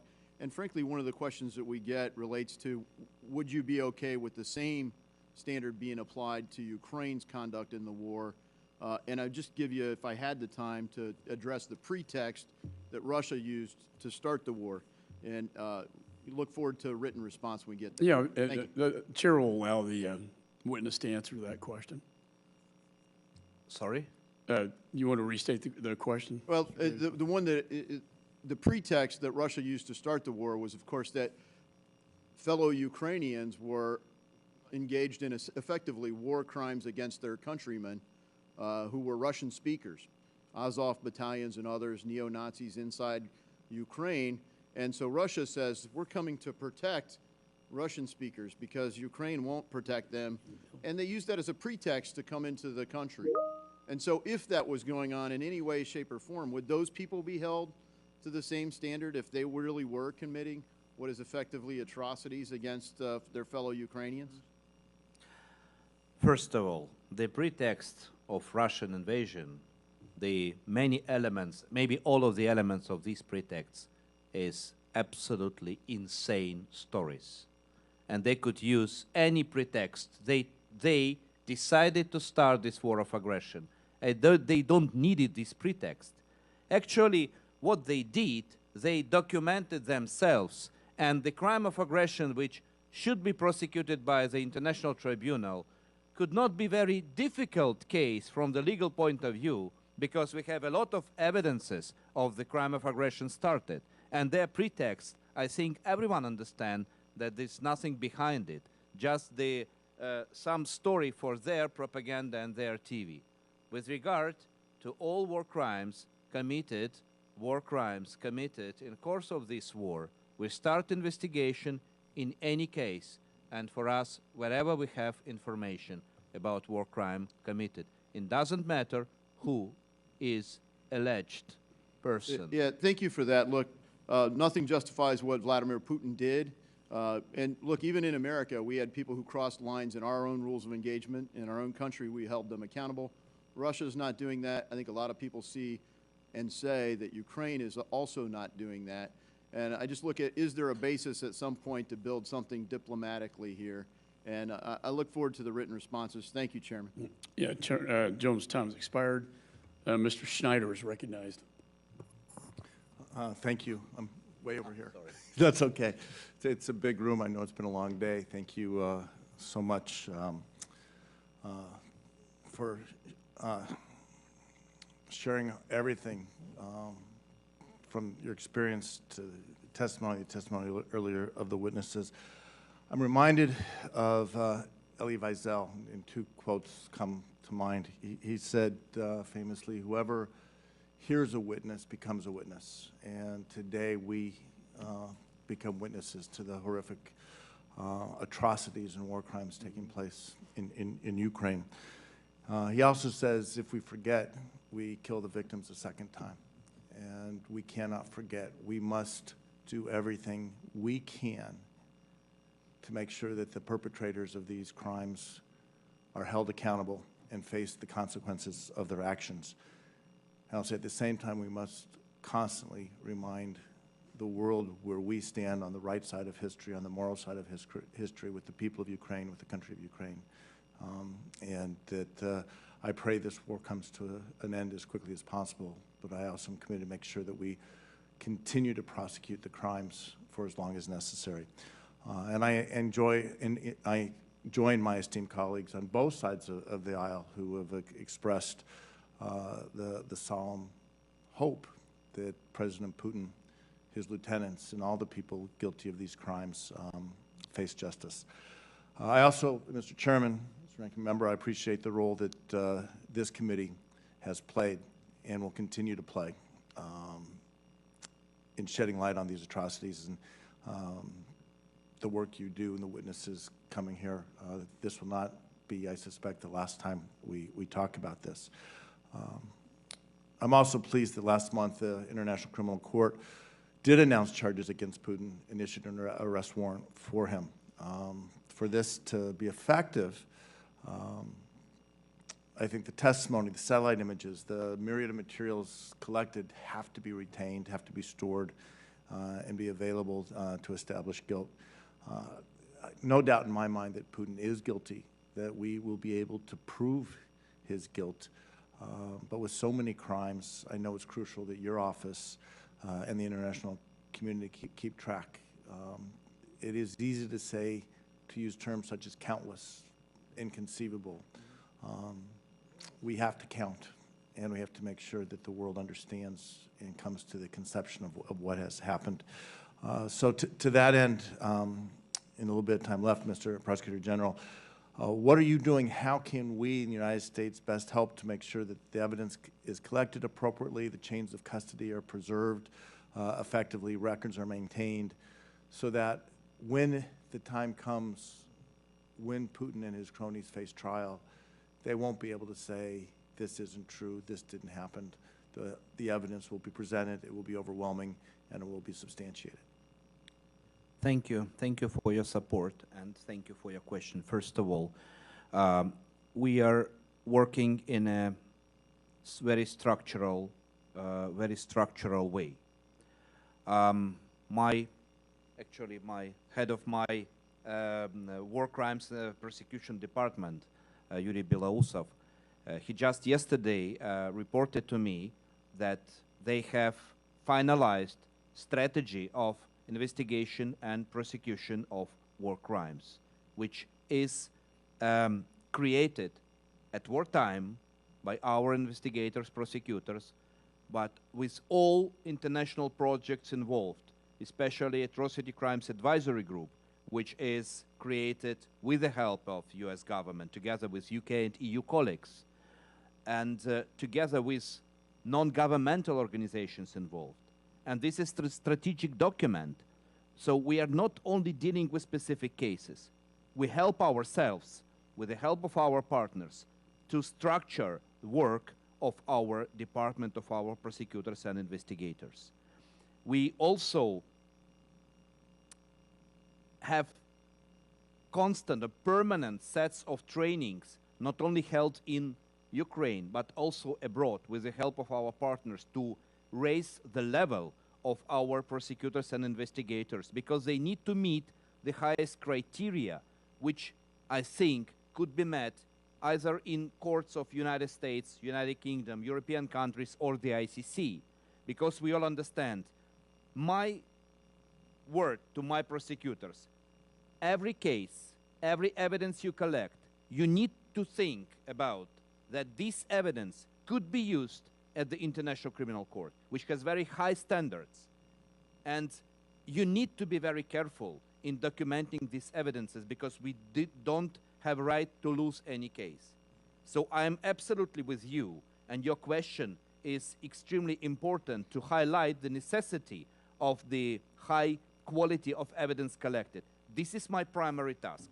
We are backed and supported by all international projects of support and national prosecution authorities who are helpful to us to train our prosecutors and investigators to meet these criteria.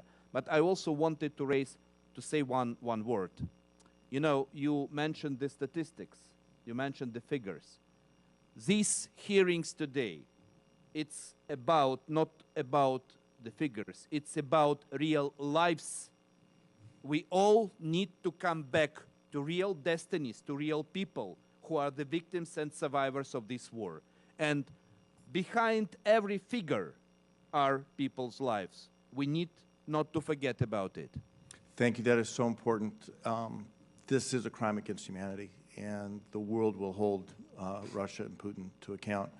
But as you touch on, every single individual, their story, their family, their community is a victim, and we must remember each of the victims as those individuals. Mr. Chairman, again, I thank you so much for having this hearing. I know we will have more on this. We have much work ahead of us, and I would speak for our nation. We stand with you in your very difficult task, but we are with you shoulder by shoulder.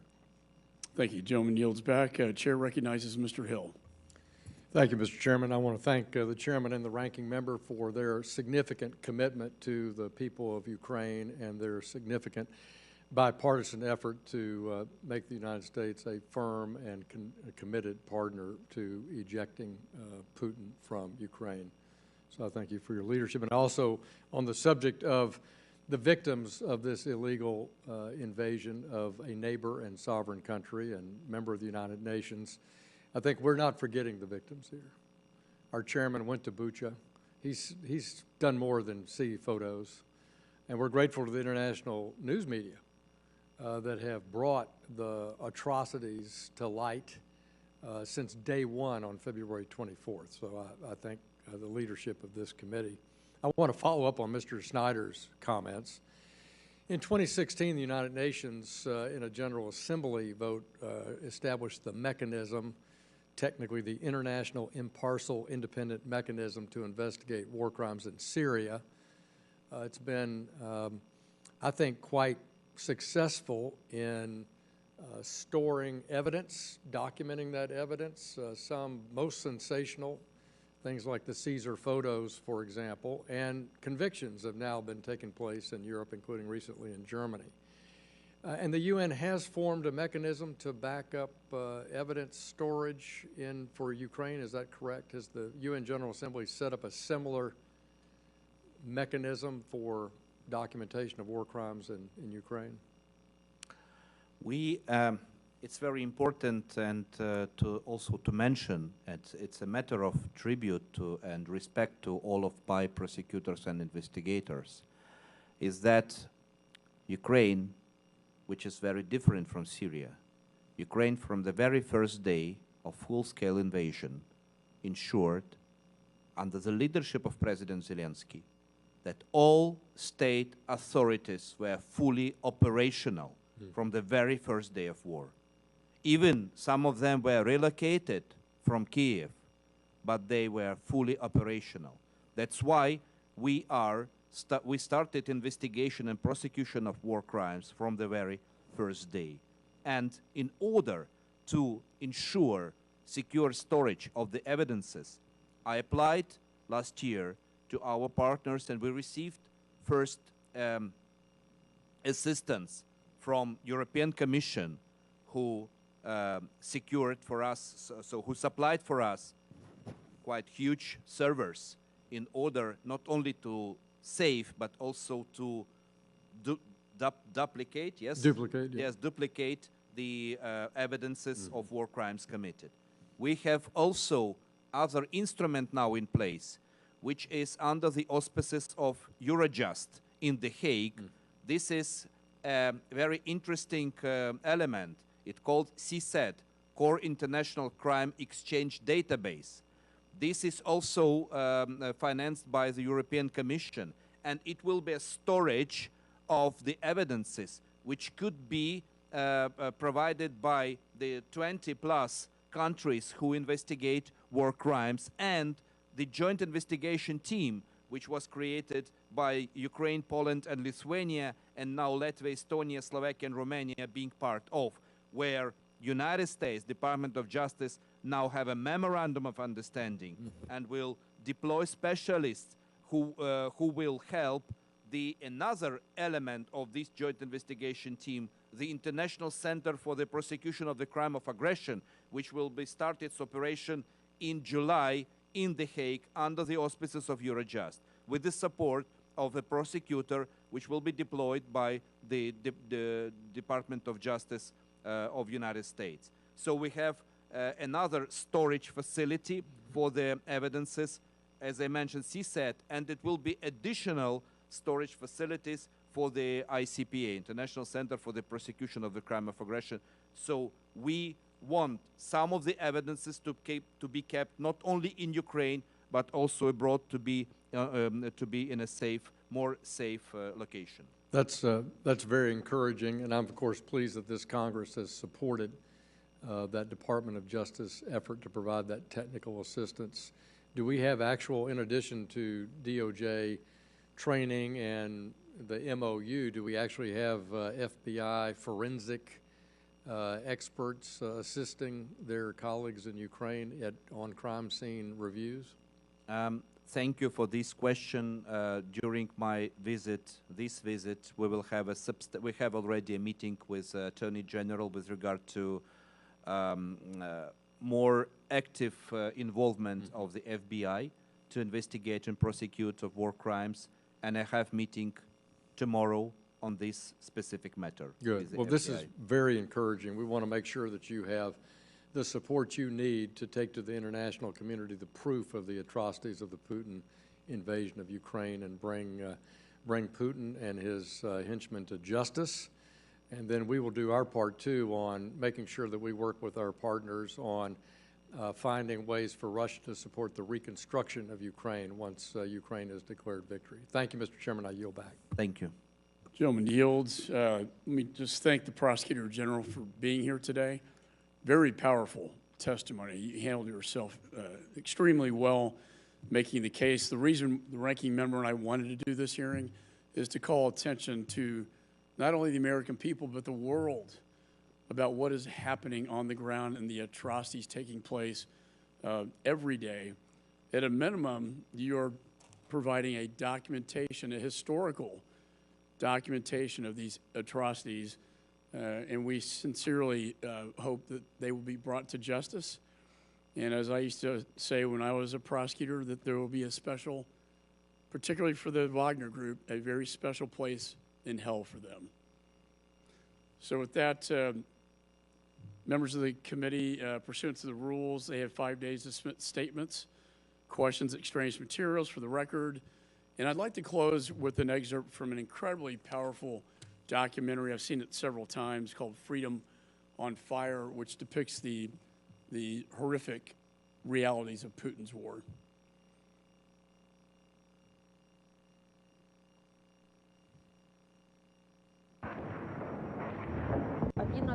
Числа 11 марта, когда уже сильные обстрелы начались, мы практически под обстрелами бежали из дому в сторону драмтеатра. Спрашивали, куда нам. Нам военные посоветовали идти в драмтеатр, бомбоубежище. Мы туда пришли 11 числа. Я, мой муж, сын с невесткой, 2 деток их. Нас поселили на 2-м этаже в комнате.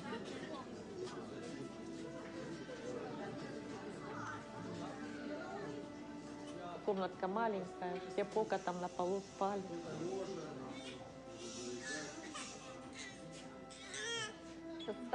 Числа утром сын мой пришел и говорит, давайте-ка, наверное, перебирайтесь в подвал со 2-го этажа.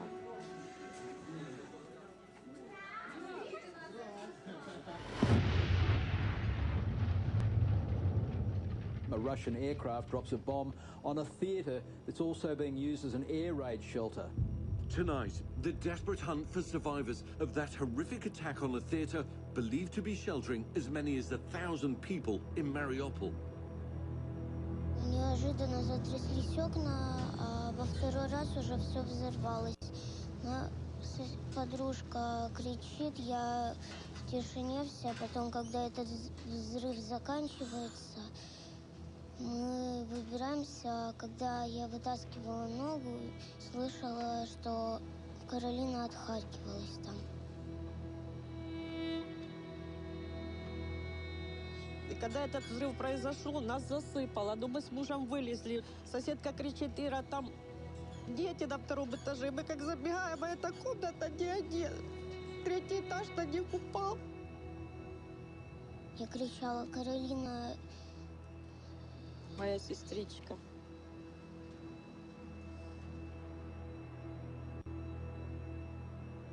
За что? За что? Пришли нас освобождать. От чего?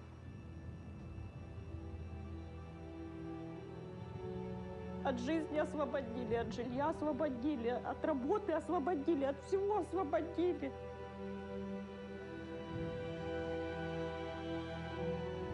Вони, росіяни, вдалися до звісної для них технології, яку вони опробували у Грозному у 94-2002 році,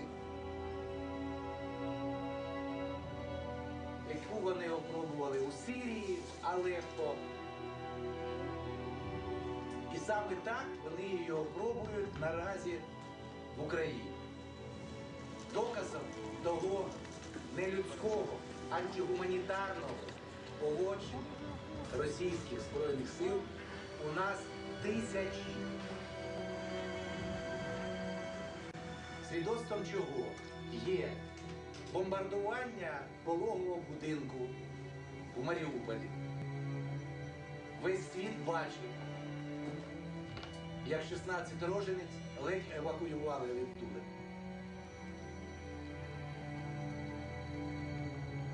Весь світ бачив, як у Маріуполі вони вчора бомбили драматичний театр, навіть незважаючи на те, що спеціально для літаків було написано «Діти».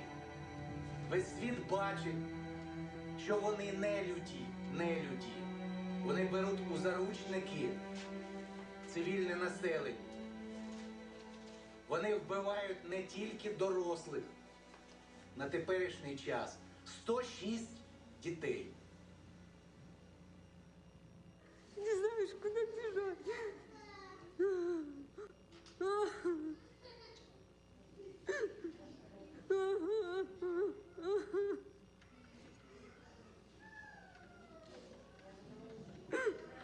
Кто нам детей вернет? Кто?